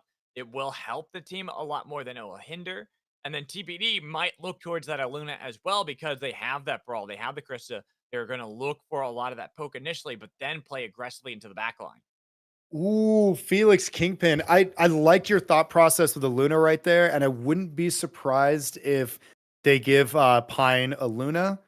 Hmm. Oh, Jewel. Okay, no, that makes sense. They Oh, gave Spade Storms the okay. Jewel. Um, I wonder how they're going to divvy this up because Brawl, I would imagine, would go to Lemur, but then who's getting Christo? Who's getting Myth? Are they giving Pine the Myth and I would assume Abador? so. Yeah, that's what Yeah. I would assume. Is that Abador is Krista, and then Pine is going to be on Myth. If I were to pick any one of them, so I'm a little sad. We were trying to call out Pine for and get them to play that strike, but didn't get to see that in this game. But you know what? Still got some fun picks that we still are going to see. Spade Storms on that Jewel is always a classic. Plus, having the Felix and Kingpin side of a matchup should allow for, I think, some really good counters to any engage that TPD want to go for. But No Tempo, this is not just a David versus Goliath kind of story. This is pretty much you're fighting a gigantic moving mountain right now. TPD are the top team. Just when you look at some of the players with the last door already for BRs, but then you add in some insanely talented players at arena such as Pine into this equation, now you have this team that seems nigh impossible to defeat. So I'm going to take your analogy of mountain and use the story of Sisyphus here because it's going to feel like they're pushing that boulder up the mountain. And if they manage to do it, they manage to get one game off of TPD, they're going to have to do it again and again and again. And Mhm, each time is going to mhm. feel harder than the last. Let's see if they're able to pull something off. With a good KP hook, I could see it happening. They also have to worry about who they hook. If they hook Lemur, Right. he has his ult to, or Brawl has the ulti to get out with. The I don't know. There's strong picks on both sides, so let's see if they can work with it. Yeah, it's going to be difficult for them as right now Tsunami does land the pull onto one. The slam with the Firefox. Hit the first knock on Spade. Fusillade on to Lemur. Yeah, they will actually be able to take down that brawl. I thought it was going to be close. Well, Abador barely does not get hit by the blast off. It does a good amount of damage back on the other side with a punt into the wall on the Phantom. Tsunami tries to defend as they look for the dash back, but they got to be careful of these arrows landing. Same with Abador on that Krista. Kev is so close to getting revived. There's a tick of damage, and there it is. Abador denying that with the slam. Barely going wide on the Pine. No Tempo had the play initially, but TPD, they're just too strong. I don't know how they did that. It looked like they were down 2 members on TPD. And next thing I know, I look and it's tied 2-2 with Abador having to already step away and heal. No Tempo did everything right. They got a pull. They got Spade Storms out right away. They jumped on Lemur, and they still were not able to clutch it out. That is just the strength of TPD. And this is why they're such a formidable foe to face. How do you really go up against a team when you think you have that advantage? You have the number lead, yet somehow they claw their way back in and take game 1 of the set. And then Phantom right there tries to dive in to defend the base camp, but too strong is TPD at defending this. They're already forcing back and using the ults defensively out of No Tempo. Ain't looking so hot for them. And only having the flight of the Firefox to try to burn down anybody. Hail of arrows to slow down Geb, and then it's going to be the knockdown for second game of this set. Strikel Jordan, what a play right there. Right as Shiv ulties in to start doing damage, she gets 1 or 2 ticks off, and he arrows her into a wall, stunning her out of the ult, letting everybody pounce, and putting No Tempo on the back foot, just trying to figure something out. Like you said, defensive ults, but it was not nearly enough. Oh, Tsunami is gone. Speaking of not nearly enough right there, they tried to go for the re-engage onto the Pineapple Door, but they're the ones that are aggressing and taking out the members of No Tempo for a third game win in this match. And think back to the beginning of the Swiss rounds. The Pineapple Door faced off against No Tempo, and they swept them. And right now, they are looking to replicate that and move on to the finals. We referenced Swiss brackets. It gives you a chance to figure stuff out, find out what you did wrong. And although they have different picks this time, it's still just the wide Hunter pool from TPD is showing itself right here, as it doesn't matter who you pick, who you ban, they're still going to have a strong comp. And pretty much unstoppable in this one, as Gab is going to be the next casualty, the next one to fall, and 1 game away for the Pineapple Door to find their place back in the finals and to face off against Gap again. Okay, again, Sisyphus right here. How are you going to push this boulder up a mountain and do it again and again and again? No Tempo, living up to their namesake. They have No Tempo in this set right now. But they're trying to at least play aggressively, and I'll give them that. They're not just going quietly. They looked for the play initially, but unfortunately, they're the ones that get punished by the Pineapple Door, who push them into the wall, and with 2 remaining for the side of No Tempo, make it none. Another sweep for TPD to move on to the finals. They had Abador cut out.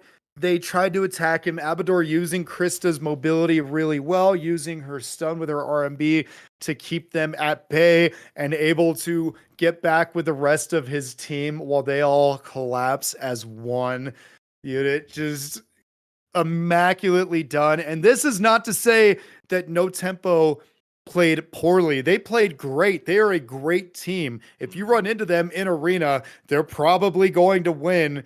They just happen to be going up against, I would say, the rank 1 team in North America in arena. I mean, it's actually, we could say that confidently because they're a combination of the teams that took first and second, and thank you, Chef's tournament. They took first last week, and they're gearing up to take first this week. They're looking in position to do that. But the team that they will be facing off against in the finals is Gap All Players, the team that took them all the way to the bitter end of the last set that they faced off against. It was down to that critical last game, game 9, in order for TPD to find victory over Gap to get the first seed. And now Gap will have a second chance at taking him down. And this one is for all the marbles. And not just that, but I was about to get a clarification. They already did. This is a best of 3, which Ooh. I appreciate. I don't know if they're going to have picks and bans every round or if picks and bans once and then they run it in a best of 3. Uh, start GG chat I for kind of hope that they do a new draft for every game because that's something that is an additional strategy that you can bring into any of these games of arena when you do have the bans. You now have like have the bans have the picks.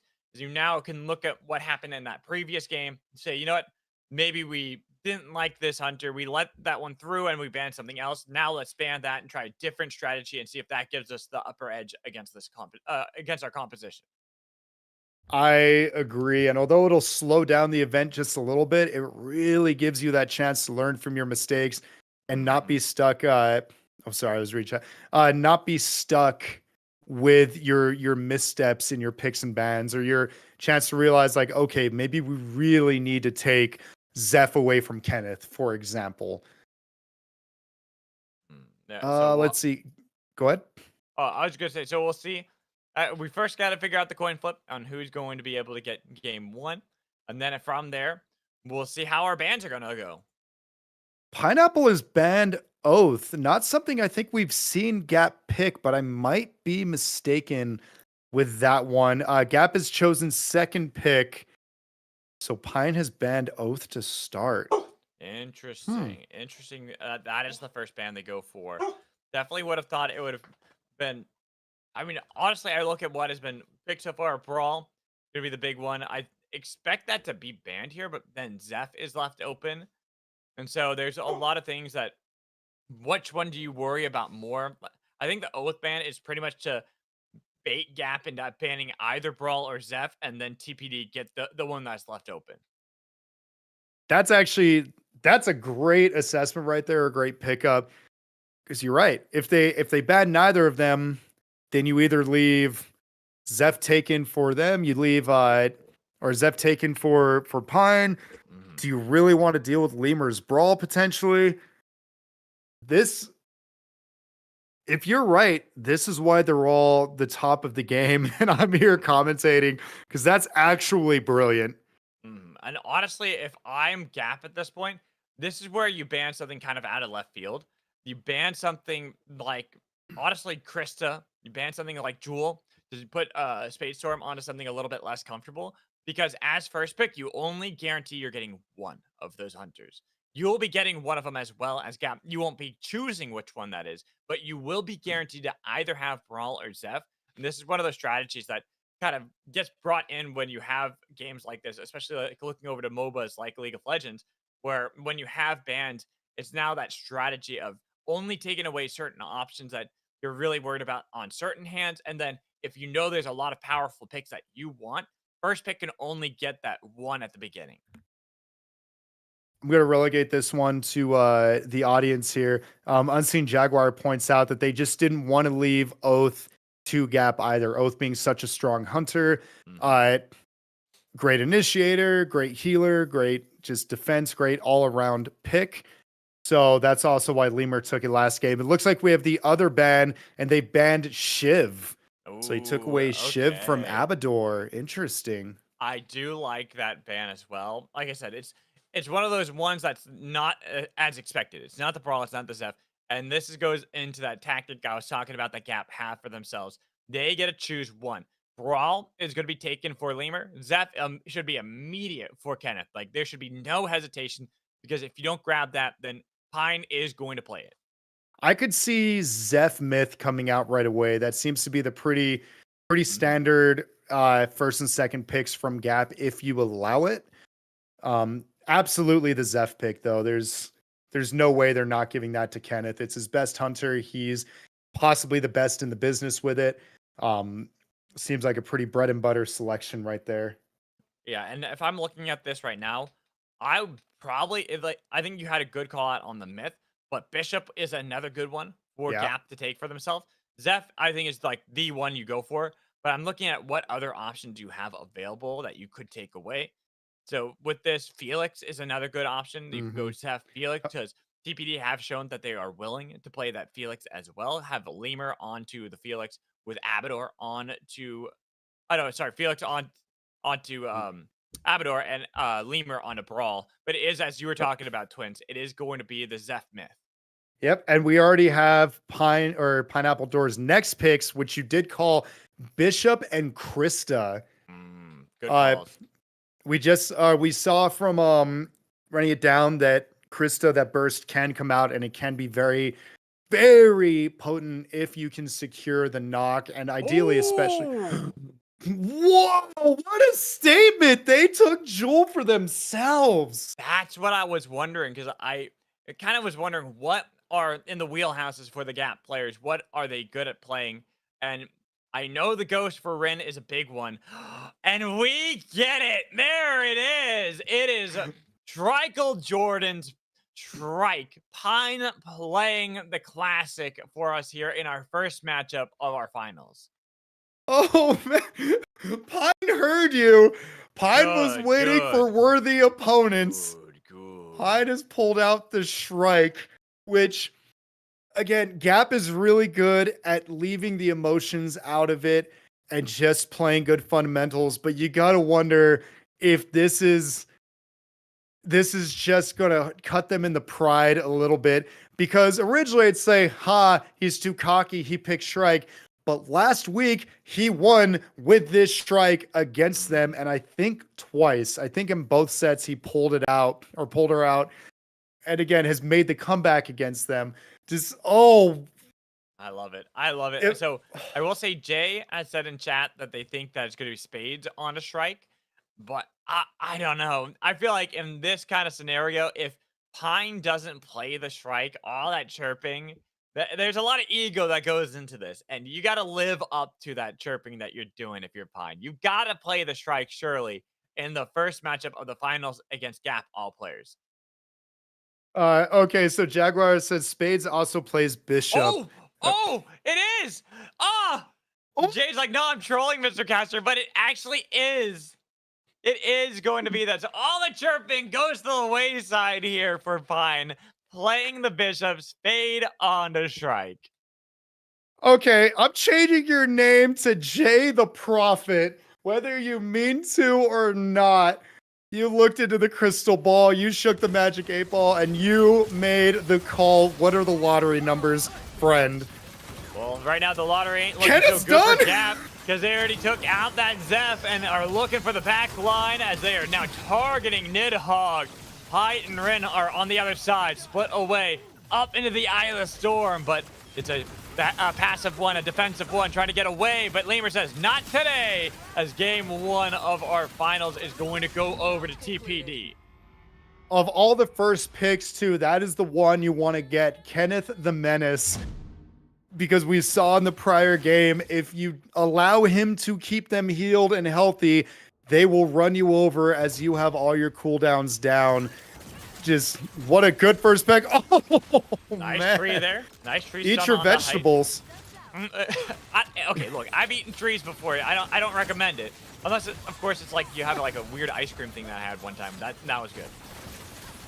I love it. I'm here for it. Okay, the cooldowns are a problem right now. TPD has to stop as they're now facing down a very healthy Gap, courtesy of Kenneth. And this is a very difficult base camp for TPD to actually play against with Gap, because Gap can use a lot of control with Zeph to make sure nobody's on that base camp, but the same for TPD. And that's why you see that Gap is kind of like using the high ground and trying to play away, while Pine was hoping to find that angle on the other side. Might use the blast off, but barely going wide, not landing on a Nidhogg, which means now TPD are split up. Trickle Jordan trying to heal up at Nidhogg. They're not going to be so easy. I'm the one hunting you down instead. There's Eye of the Storm from height that just split up the Bishop from the rest of the team. Well, Gap has got to be careful because TPD are jumping and getting a lot of damage on a Nidhogg. The base has been captured by Gap. Double punch! Trickle Jordan full same with Abador, and then Lemur going to be the next one as only Spades is left. And as the Shrike, you look for those headshots, look for the 360 no scopes, not landing them so close on so many of these ones. But he's going for all the fancy plays, but Nidhogg saying, no, not going to happen. We're going to tie up the series. That was so great. Schreikel Jordan had wonderful movement as Bishop, able to get away, use the satchels for extra height, extra distance, extra speed to get out of there. When he came back in, he landed a double punch, but they were already hurt so bad that Gap was able to just two-tap him each time, or tap him a couple times and close it out. Lemur's down. Lemur's down, tried to go for the backline, and this is where the struggle is going to be for TPD that we're kind of talking about with Kenneth playing Zeph. Not only is that their main that he plays all the time, but the fact that it helps provide so much assistance for the team that nobody can really dive into the backline too easily. Now Lemur is always in a bad spot. Same with Abador. There's no real way for them to find that damage consistently onto these members because they can heal it up every single time. While the base camp was attempted by Spade, he is now getting chased down. Almost was able to get the headshots on to Ren, but over the Abyss. Didn't really have much hope, and now it's all up to Pine, 1v4. Focused down and hit by these arrows, Nidhogg making sure that that is going to be the ultimate by Pine used defensively to get away, while the base camp is already secured by Gap. 30 seconds left. So we started that one off, I'm trying to think back to it, with Lemur just getting stunned immediately due to the great reaction timing from Nidhogg. They had to fight without him. Spadestorms ran away from Lemur's Wisp, but it looked like they were almost conceding it. I don't know if he was trying to just draw attention while Abador got the base, but instead they lost both. They didn't get the Wisp. Abador couldn't quite get, or not the base, sorry, the res beacon. And good job from Gap from cool, calm, collect play. Height using that ult defensively, but this time getting punished for it. Took a lot of damage, forced to heal up, while Pine looking for the knock into the back wall. Lemur there too. Second wind is going to keep him healthy. Spade tries to get away with a kick flip, but hunting down, no, Nidhogg taken down by that headshot as Lemur wants to confirm the Wisp kill, using the face seal change to look for Zeph. And with Rin having got a lot of the attention from Abador, Abador now peeling back to join the rest of the team. This is a 3v3. Kenneth over the Abyss, but it's going to be a problem if you're not focusing on a Rin and the height. Well, Spade taken out, and then looking for Pine as Pine doesn't get the damage, but they got a stun from Rin, almost taking down Abador, but Abador says not today. Mabel and Boo help take that game too. That was a great job by Abador, narrowly dodging that ghost grenade right there against the wall, managing to just keep him hitting. And even though her left mouse button feels like she's hitting with wet noodles sometimes, it was more than enough to drop an already very hurt ghost. Great footsies, great spacing, and great job catching him out with that satchel. Did you see the damage coming in there from that napalm? Rin did the same thing to TPD. While TPD were able to get Nidhogg. They got to be careful with now Lemur into Wisp. It's only up to Pine again. We do see that Spade is completely split away from the team. Pine trying to get a lot of attention of Gap. Then all right, you can get the revives off. We'll take the base camp and look for round 2. That was a great calm with the nuke right there. And wow, Spadestorms is only just now getting to that res beacon. Kind of confusing. I wonder if... Okay, I was correct. Schreikel Jordan was thinking that maybe they stepped away and he could get this one off. Or if nothing else, this could draw them away. I think it's also kind of to help delay. They were able to get some of the attention there from Gap, so there should be that revive. Keep in mind that Gap had already lost out onto one member, so getting the revive is pretty big. And now TPD down shield, try to re-engage, but this is a healthy looking Gap, and Lemur has no shields to name of with a blast up into the back line, not really doing anything because Nidhogg and Height have chased away Lemur that entire time. So the divers are gone. Only these 3 remain with low health bars and no landing of the stuns of anything from TPD. I mean, that Gap reigned supreme over the base camp. Spade did help by taking down Nidhogg, but the time ran out for them. So that was a good attempt when it was the 3v2 while 2 were chasing Lemur. They almost got one of them down. I missed who it was, but again, Kenneth the Menace keeping him alive. So even though it was a 3v2, they couldn't get anything going their way. Great stun. Pine's been doing a great job of these stuns, but this is why we see that ban for Zeph against Kenneth has been so crucial.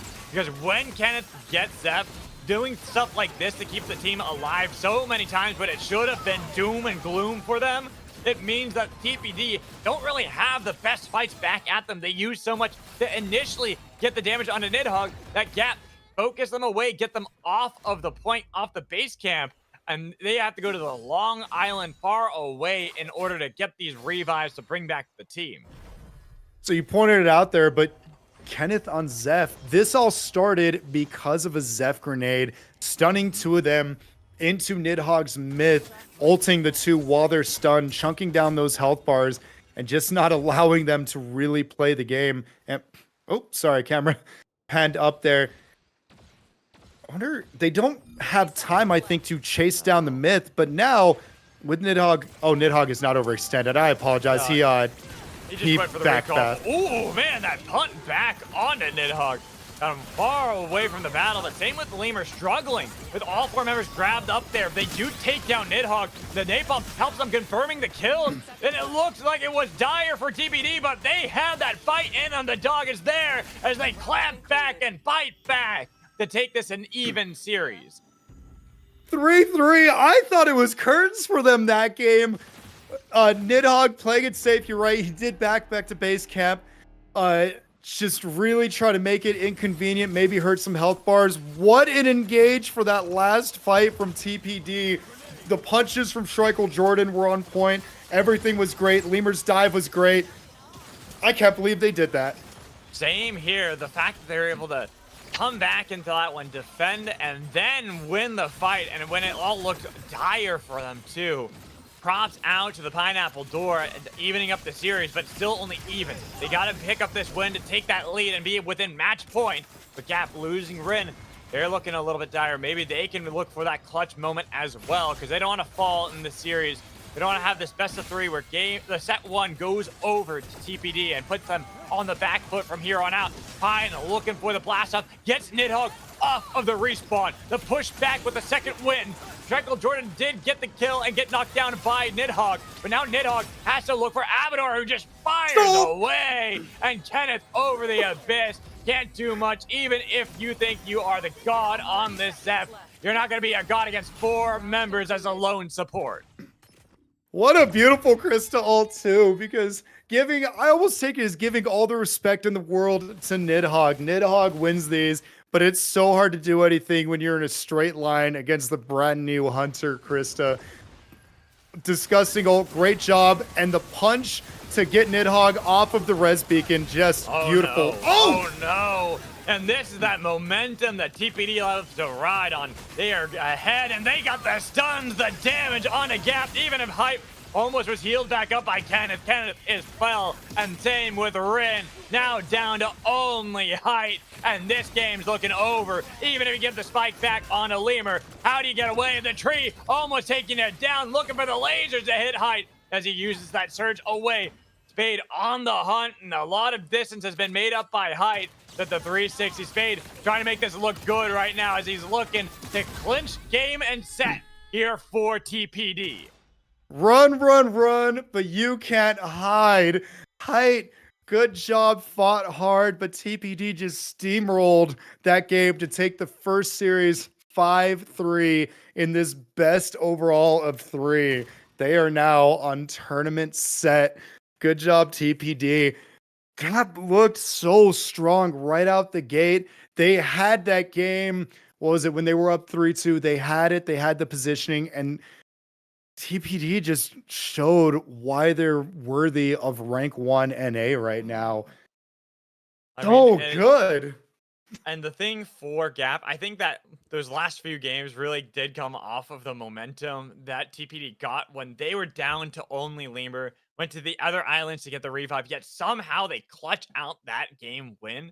From there, it sometimes gets really difficult to kind of reset your mental and get back into the game. But that is what's nice about having best of threes. This is the easiest time to reset. You can talk about it as a team, be like, all right, what happened there? Let's work on that. We're fine. We can bounce back into this next game. We can look at how we want to approach draft. Because I think one thing we were praising for Gap was Kenneth on the Zeph. But the problem was they had to handshake that for Lemur's Brawl. And while early into the set, it was struggling because Gap had a good way of attacking that.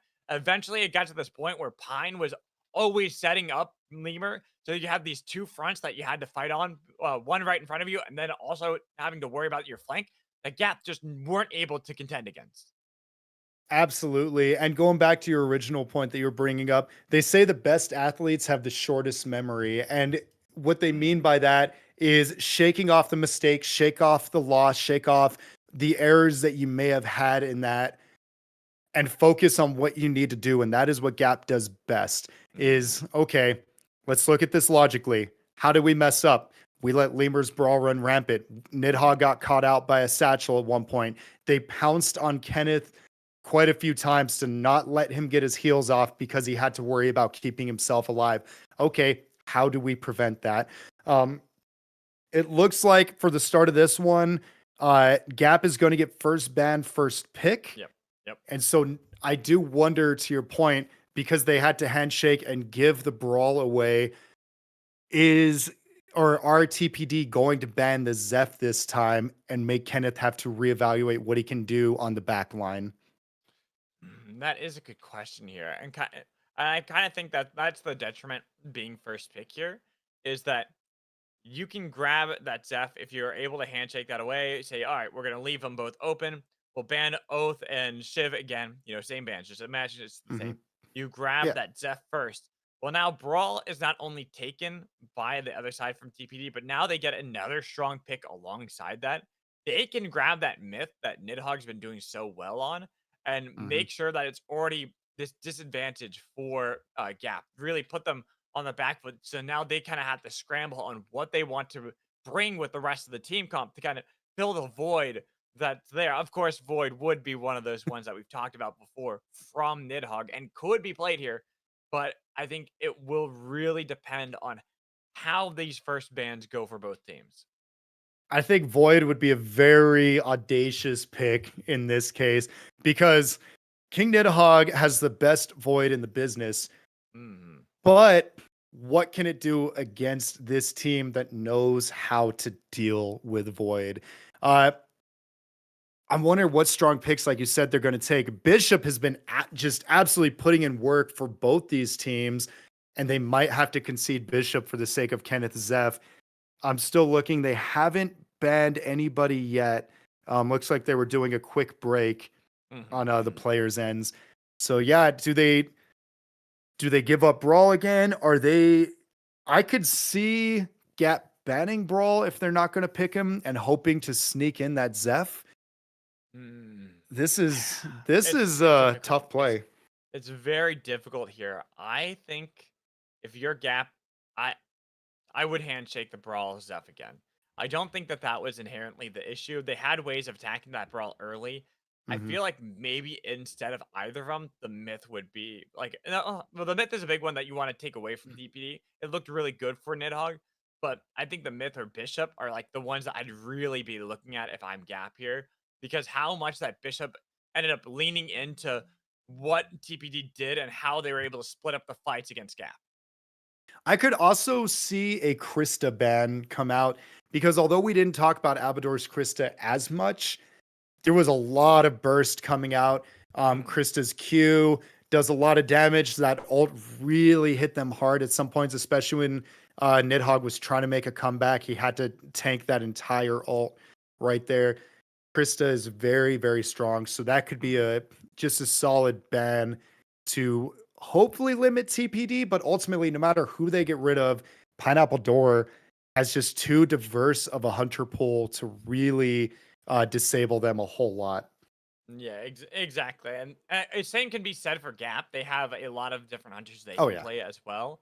And so there is a lot that you have to kind of question on how you want to approach this draft. And I think that's why Gap is taking Oh, their time on what they want to go for. But it is the Bishop. I'm you glad called to see it. that adaptation. I think that that was the big problem that they suffered against with TPD. But TPD ban Brawl, Shiv, Oath, Myth, Zeph, all of them are up and available.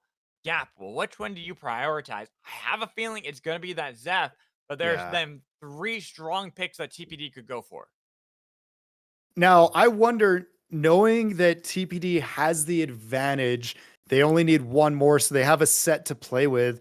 We could see the Lemur Celeste come out if he's feeling cheeky. If they leave Krista up, I Yeah. could see the Lemur Krista and giving Shiv or Ghost to or taking Ghost away from from Rin and giving that to Abador. I'm thinking it's gonna be Zeph picked by Gap, and then Mhm. Krista. I would imagine Krista Myth for TPD. That's Yeah. what I think the answer back there would be, and then we could see that Oath for Gap, but I don't know how much I favor that for them. Like the Shiv too is another one that they could play for someone like Height. That is an option. The Jewel we saw played last time as a takeaway from Spade, but I feel like looking at this draft, the Zeph makes the most sense. Chris and Myth make the most sense, and then I would see probably the Shiv and maybe the Oath for Gap. I think you really nailed it right there with those picks. Those just seem to make the most sense. And although they did take away the Jewel from Spade Storms right there, he still demonstrated such a competent Shrike and competent, capable. Like it really didn't hurt him as much as they were probably hoping. The obvious first pick of Zeph did come through. Uh, and yeah, Myth Shiv have come out for Pineapple Oh, Door. okay. So taking away Myth from Nidhogg, very, very, very strong pick on Pineapple. Shiv, arguably Abador's best hunter. So that is two great picks for Pineapple Door.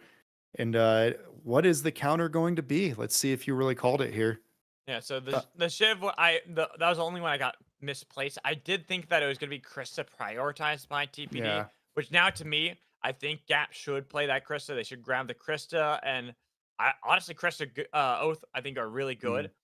Even though Oath is not going to be the best up against Myth, I think it's still good for controlling a lot of the corridors and making it difficult for TPD to enter those initially. Then you have the heals from Zeph to kind of back that up. Krista to provide a ton of damage, but I could also see them going something like Krista Ghost here as strong picks for the team. I think you're right with the Krista Ghost. At the very least, the Ghost, Rin's shown every single match that they've allowed him to have it, just how strong of a or strong he is on that hunter. Mhm. Great placement of his grenades, great follow up when he gets it. That even if he doesn't get the knock, you're out of the fight while you have to run away and heal. Ghost just seems too strong, almost not to. They could maybe go for some anti heal, but Okay, the Oath is one of them. I think, yeah, it's Oath yep, Krista. That was yep. the other one I was thinking. That was like the big one that I was kind of looking at. I thought maybe the Ghost just because Rin is a classic Ghost player, loves Mhm, playing that Hunter. But this to me makes a lot of sense. And then for TPD, I mean, I'm just looking for them to play aggressively. They're at series point right now. If they win mhm, this set, then they take the entire series. They get the grand prize, and so they have a little bit of luxury. They could go for something really spicy here. Jewel Strike would be really fun to see them bust out, but I have a feeling it's going to be Jewel and Celeste. You're kind of calling that one out as mhm. I think, good picks for TPD in general. Absolutely. And Celeste is so good at the poke that they do have two healers courtesy of Zeph and Oath, but she's really good at just like chipping away at Oath's shield. Hmm. She is a controller. Her ult, the dash ult, really forces them to separate, and that can cause people to be caught out. Uh, yeah, Celeste just, it seems like such a good pick. Also, possibly Lemur's strongest hunter, especially with Brawl Band here. I'm trying to see what else they could take. I'm assuming the Shiv would go to Abador here, Abador, so I yeah. don't know if they would take the Ghost. Jewel seems like a pretty obvious one to come out. Spade Storms is just so dominant on that hunter. I mean, they could go Jewel Strike, which would make it Mhm, easy. Spade on a Jewel. Tricle Jordan on to Strike. Didn't play it last time. Let Spade play that because Spade had lost their main in Jewel that was taken by mhm, Gap. So there are these kind of elements you could go for. Another one would be TPD possibly taking Ghost away, denying that towards Rin. That would be mhm. another way of kind of like hitting at Gap's pool and putting them at a bit of a disadvantage. But I want Felix to see for the anti-heal? Felix for the anti-heal could be it, but without Brawl on the other side, I'm less into the Felix pick here. I'm kind of looking Mhm. at that like as an okay pick. Celeste, I think. Let's see. Is it the Jewel? No way! Oh, the Jewel Void! Wow! There is some Wow! the disrespect. What? Wow. Okay. TPD, they get Spade onto Jewel, and then they take away Nidhogg's Void in this game. They are this one game, this one series, this one set away from taking the series at 2-0, and they go for a bit of ego by stealing away the Void. Now, you have to assume that's going to be Lemur's Void, and we already mentioned that Lemur is one of those that you put him on a hunter, and he's going to be one of the best in the world with it. This is a statement, though. Like, yes, they took it away from Nidhogg, but oh man, if they win with this, that is, or even if they take the first game, that is really stepping on the throat of Gap here by just saying, like, you thought you were the best Void? You thought you had a Void? We'll have to see, though. This is a great and funny pick. What a disgusting choice. And again, if they lose, it's okay. They're playing with house money in this set. If they lose, it's fine. If they win, they take home the first place prize. Right. Oh, man, that is brilliant. I love it. I'm here for it. They already proved they could win with Shrike. Now they're going to prove they can win with Void. And that's, I think, going to be the big thing for Gap here. Looking at how their draft is, Krista, Ghost going to be the primary damage dealers, but they really are relying on these two hunters to get the damage consistently up against the faces of TPD with Myth, Shiv, Jewel, and Void. That is a lot of burst damage, and if ever we see that Krista or Ghost step out of line, they are going to get annihilated instantaneously.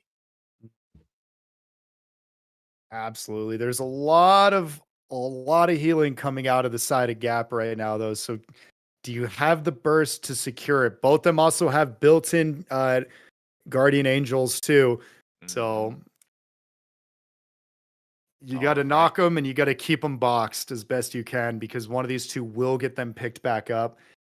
I was excited for the grand finals in general, but this set I am really, really excited for. Yep, we were right.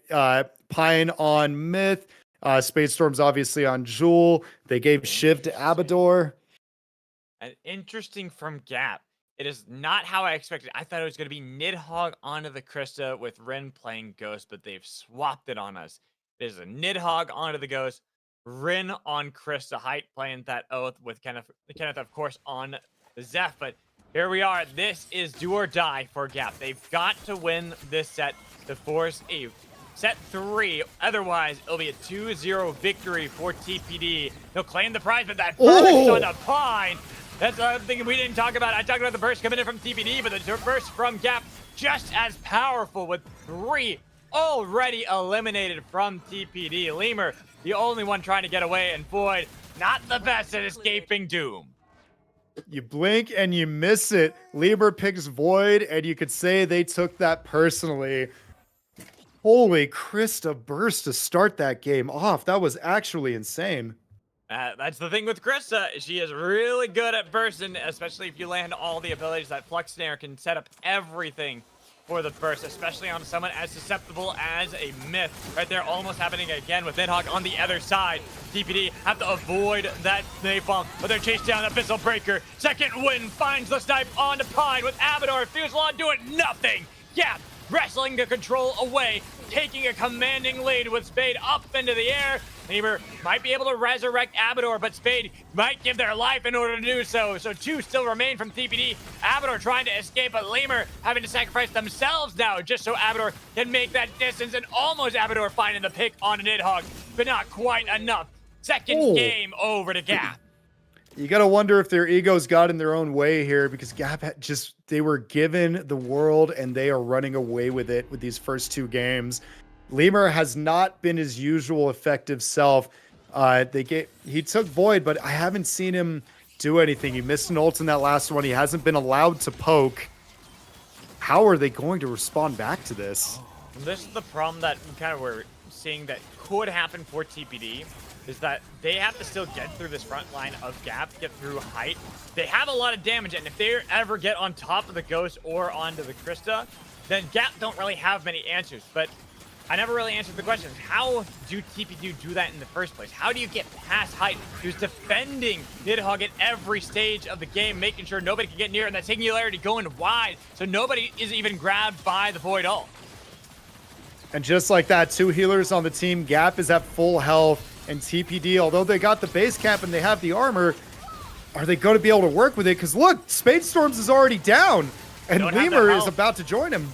And Lemur so close. Same with Avidor on the other side, trying to get away from that one. Spike coming in from Schreikel Jordan, who is able to take out Ren, but unfortunately defended by Oath. Height making sure that there is not going to be that pick onto Ren. The team from TPD are not done just yet. They've been able to chase away Nidhogg, who had been chasing down some of the members of TPD, and they still hang on to control of the base camp. Nidhogg might find that flank, but TPD have done a good job of disengaging and pushing back the initial onslaught coming in from Gap, but that's going to be the missile breaker onto Spade as they try to get into the back line. They find Lemur with the Singularity that comes back off a cooldown. Then Avidor, the fall by the ground is over. TPD take it because of the base camp. That was insane. So TPD was doing a great job using the base camp to get their health bars back up. They had the armor advantage, and all the ults were just bursting him down, but he managed to stay alive. They didn't realize it was overtime. Maybe they Gap stepped off the base camp and they lost. Kicking and screaming, but TPD is on the board. Make sure that they're not getting swept here in this second set of our finals. Even if they have the lead, they are not doing so well in this set. They're getting dominated by Gap with Spade again, finding himself in the death box shortly. Same with Avidor, nearly there, as a Singularity from Lemur doesn't actually get the damage it needs to because Pine was just a little bit late to the charge. TPD once more chased away. Gap really upset about TPD taking that Void, saying, hey, that is my character, that is my hunter. How dare you play it? We are going to make you suffer for it. I really think Gap might have been celebrating too, and they're like, you want Void? Okay. And they are really punishing TPD for that pick right now. TPD is playing a very squishy comp versus a very durable, tanky, sustainable Gap composition. Yeah, this one might have just been over when it came to the picks and bans. They gave Gap everything they could have dreamed of, and they're running away with it, but maybe not so much in this match. This is what I was talking about when I was talking about what happens when they all can get on top of these damage dealers. It's just not the damage that comes in after that. And now Nidhogg tries to get away with the help of Kenneth, but they step on the Wisp. No, the second wind will revive him, but Spade Storm gonna be in the Wisp form themselves. Avidor might fall too, because with Lemur on that other side, not enough damage. Does find the spike onto Rin, but has to swap in order to survive. 3v3. Lemur too broken in this battle to actually have a good contest and nearly taken down by Nidhogg. Barely escaping with another swap, but the chase has been there that entire time. They removed the support. An Abyssal Breaker helps to break the backs of TPD. And with that Void being the only one who's left, Lemur, realizing this ain't looking so hot for him, tries to heal up a little bit more. But the base camp for Nidhogg should be all she wrote for another victory at a Gap. And that's what we talked about. What happens when they get their burst, when they're able to separate the Krista or any of them? Easy. They get healed back up. They weren't able to secure. It's such a tall ask to do. And with a combination of Zeph's ult and just the tankiness of Oath, they were able to pick them up, lick their wounds, and jump back in. And TPD just couldn't get another burst going. Oh, finally, a Singularity out of Lemur. They get two with it. On a 2, that's big. Taking out Kenneth and Rin while Height tried to defend spin dash to get to safety, but Lemur says there's no safety in this one. Nidhogg has been on the respawn point this entire time, but is going to be interrupted. Napalm saying, we're going to get back into this one. You're not going to take us out too easily, as it is going to be our 6th game. So game 2 over to TPD while still at that match point. I know I've said this line a lot, but kicking and screaming, TPD, even with the questionable picks and questionable stuff that they gave away, are still the pineapple door at the end of the day. If you want it, you're going to have to earn it. Spiked over the Not abyss. paying attention there. Nice spike on the Nidhogg. He saw the hail of arrows, but didn't see the auto attack that went through from the ult out of Pine that found that spike. Might be a little bit salty over that, but with now TPD in control of the base camp, we see a Gap kind of go in opposite directions and hope anybody can find a revive. Oh, yeah, there you go. We have Height running super far south. We have Kenneth running to the north. I think the strategy right here is just get the base camp, get the armors. This is going to be a tough one, though, by TPD because it's still a very healthy. Oh, they're waiting in the brush. I like this. I It's a mean, might very as well. healthy gap. Yeah. They have the time. They know they have the base camp. They've got the armor. They know they're split up as well. And that's why they try to engage before they can fully reform. But not enough damage, and this is still at difficulty. Trying to outburst when there's a Zeph on the other side. Height has been on the base camp. Might be able to steal that away and deny TPD this victory with the napalm. Not stopping. Finally, spin dashing off of the base camp with Rin engaging to look for Pine and then look for Lemur, who couldn't swap away with Spade. Doing nothing to Nidhogg. Gap say to hell with that. We will wrestle back control and we will take this set and we will move on into a game 3 in the series. I loved their idea of hiding in the brush there. I almost wish they just waited another second to maybe catch them in the void ult to get something going. I saw Lemur did a little poke, kind of warned everybody, the Metal Gear Solid exclamation sign of like, huh? What was that noise? Oh, they're in the brush. They're about to jump us here. Now we know. And they were able to outpoke the pineapple door. And just, that was a really dominant second series that we had there. Sure, it was 5-2, but they really were just scratching and fighting for those 2 wins that they did get. And now we see why so much priority has been put onto this oath in the first place. It doesn't matter if you feel like you have a counter to it. Oath is pretty difficult to get through. And so now TPD, I think, a little bit more justified in why they've been banning it every single time, not wanting to face off against it. But I will say they had the opportunity to grab it for themselves because first pick was Kenneth taking Zeph. They could have taken that on the other side. They could have grabbed onto that oath. I think they opted for it was I'm trying to think again. It was Shiv and it was Myth that they grabbed first. So they Mhm. grabbed those two first, which I get the Myth pick. The Shiv, I know Abador is really good on that, but I feel like Oath is just so strong right now.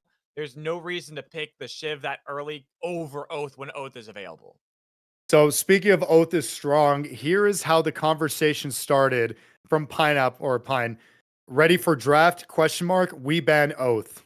Before Gap even responded, the Oath was banned, and it looks like Bishop's been banned. And look at this first pick from the Pineapple door. I mean, this is looking a little bit reminiscent of something we've seen already with that Oath being banned. Then not banning either Brawl or Zeph because it's the handshake there. Brawl for Lemur. That's going to be Zeph for Kenneth. And I would imagine a Myth as well for Nidhogg or, I mean, possibly for Rin as well. But yep, there it is. No Yep. surprises there. Then Krista Ghost is one I'm imagining for TPD. I'm just going to keep calling the shots here. I'm just going to go through the list. You cook? Yeah, like Krista Ghost is what I'm expecting. Because that would be the takeaway from Gap, but they could also go for Krista Jewel. They can go for Krista Shiv. Regardless, Krista is going to be in this first one. Absolutely. Krista being arguably the strongest hunter in the game right now. She was top of Tom Kick's uh, recent tier list that he had. In fact, he made a new tier just for her of S plus. He thinks she's really strong and every team should have one. So I could absolutely see this Krista pick coming out. You said Krista Ghost. We could absolutely see that. And it Krista was Jewel. instead Krista Jewel, one of That your was other. yeah, that was one of the ones. There's pretty much just 3 picks, right? There's only 3 that I could imagine them going for. Mhm. Krista was guaranteed. There was whether you Yep. want Ghost, Jewel, or Shiv. Jewel to guarantee that for Spade. Ghost to take that away from Rin. Shiv to Mhm. guarantee that for Abador. Many different identities you can go for TPD. And now let's see if I can keep going with this with Gap. So Ghost is available. That's an easy pickup right there. And this is where that last pick can actually be so many different things. But this is where I almost wonder if Gap call TPD and go, all right, you wanted to play Void before. this is how you actually do it. Go for Yep. Ghost to Void into this last game. The do or die for both teams to win this finals. I like your choices right there. In hindsight, the Krista is probably for Abador, so the Jewel just makes sense and leaves something open for Pine. They went with Shiv, and they're still thinking of the last one. Shiv, just a really, really strong hunter, great engage, great disengage, strong ult, great poke. Good choice, honestly. I think you still go for the Ghost here.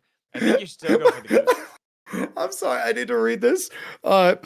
Pineapple said in chat while they're thinking, deny Shrike. He's egging them on to pick Shrike. I mean, that would be the most Chad move you could ever do right now by picking that Shrike. I'm just I saying doubt that now. they will, but I Oh, no, like it's I like probably- the Like, if I were a gambling person, I would probably put money on Ghost with like a little bit on to Void because those are slightly less favorable odds. But if you hit that one, it's not like impossible. But those are really the two I think that they're debating between. yeah. You're right.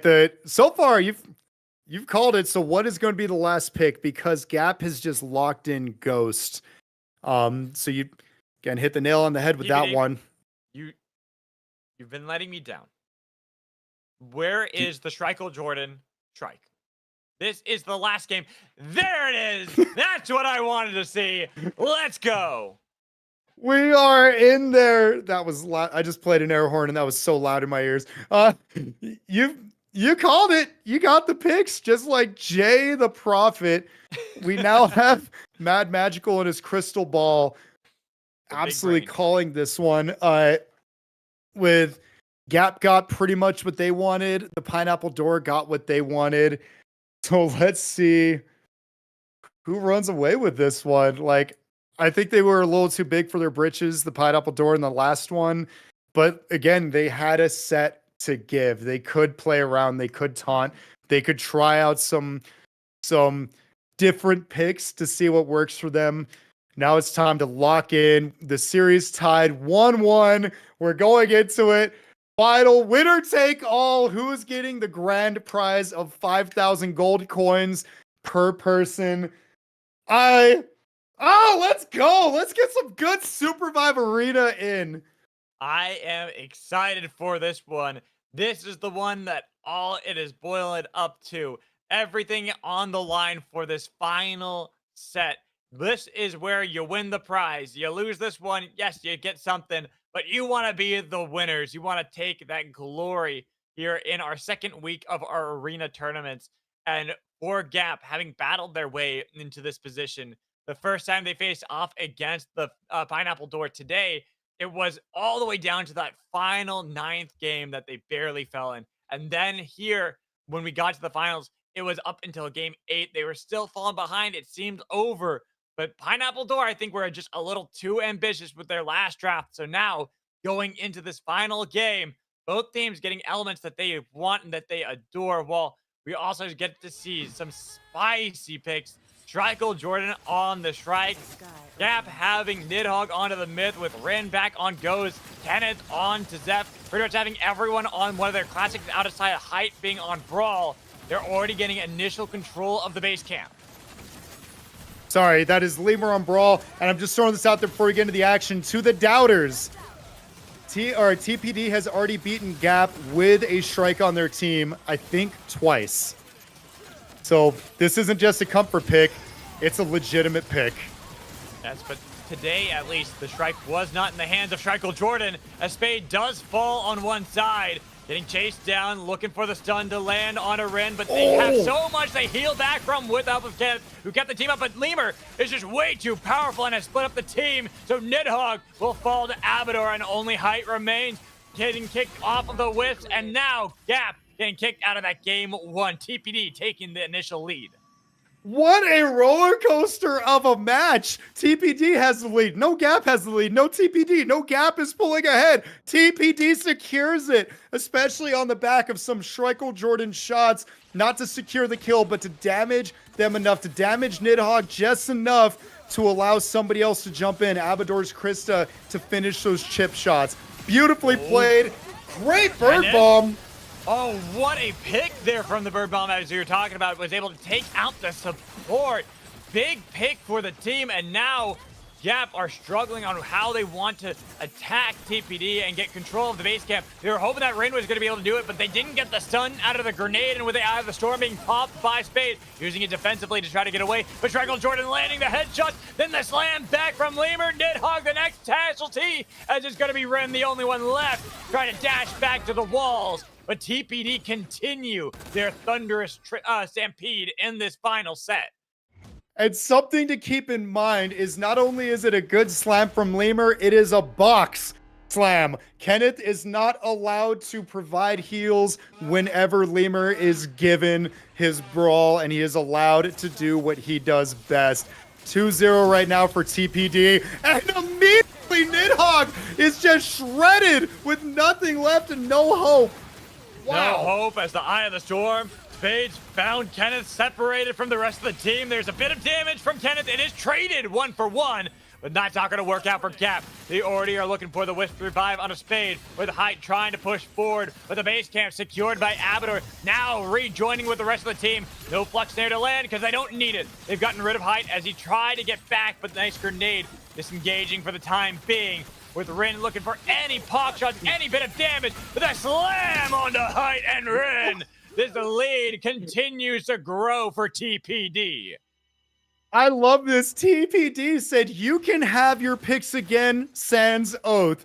We don't care. Look what happens when we get who we're comfortable with. We'll take the Shrike. We'll take the Jewel. We'll take a 3-0 lead in this series. And we're seeing that TPD maybe a little bit mad from that last one. Gap had full control the entire time, and it was only a couple of miracle plays that were able to get some points on the board for TPD. But right now, it looks like Gap kind of need those miracles themselves, because they have no control in these corridors. They cannot enter the areas the base camps are being controlled by from TPD. And every time they do, they're taking a lot of damage. Eye of the Storm was looking for the damage on the Nidhogg, but Abador's already found that flank, and they've already taken out Rin and a Height with Kenneth and Nidhogg, trying to see if they can skate their way out of there. The TPD are here for victory. They're here for domination, and they are one game away from the title.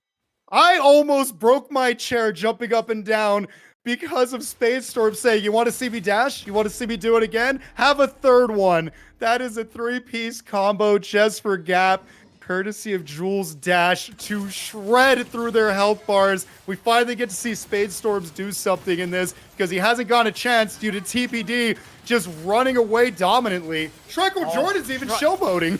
The 360s right now is able to land those shots from downtown, while the rest of Gap nowhere to be seen.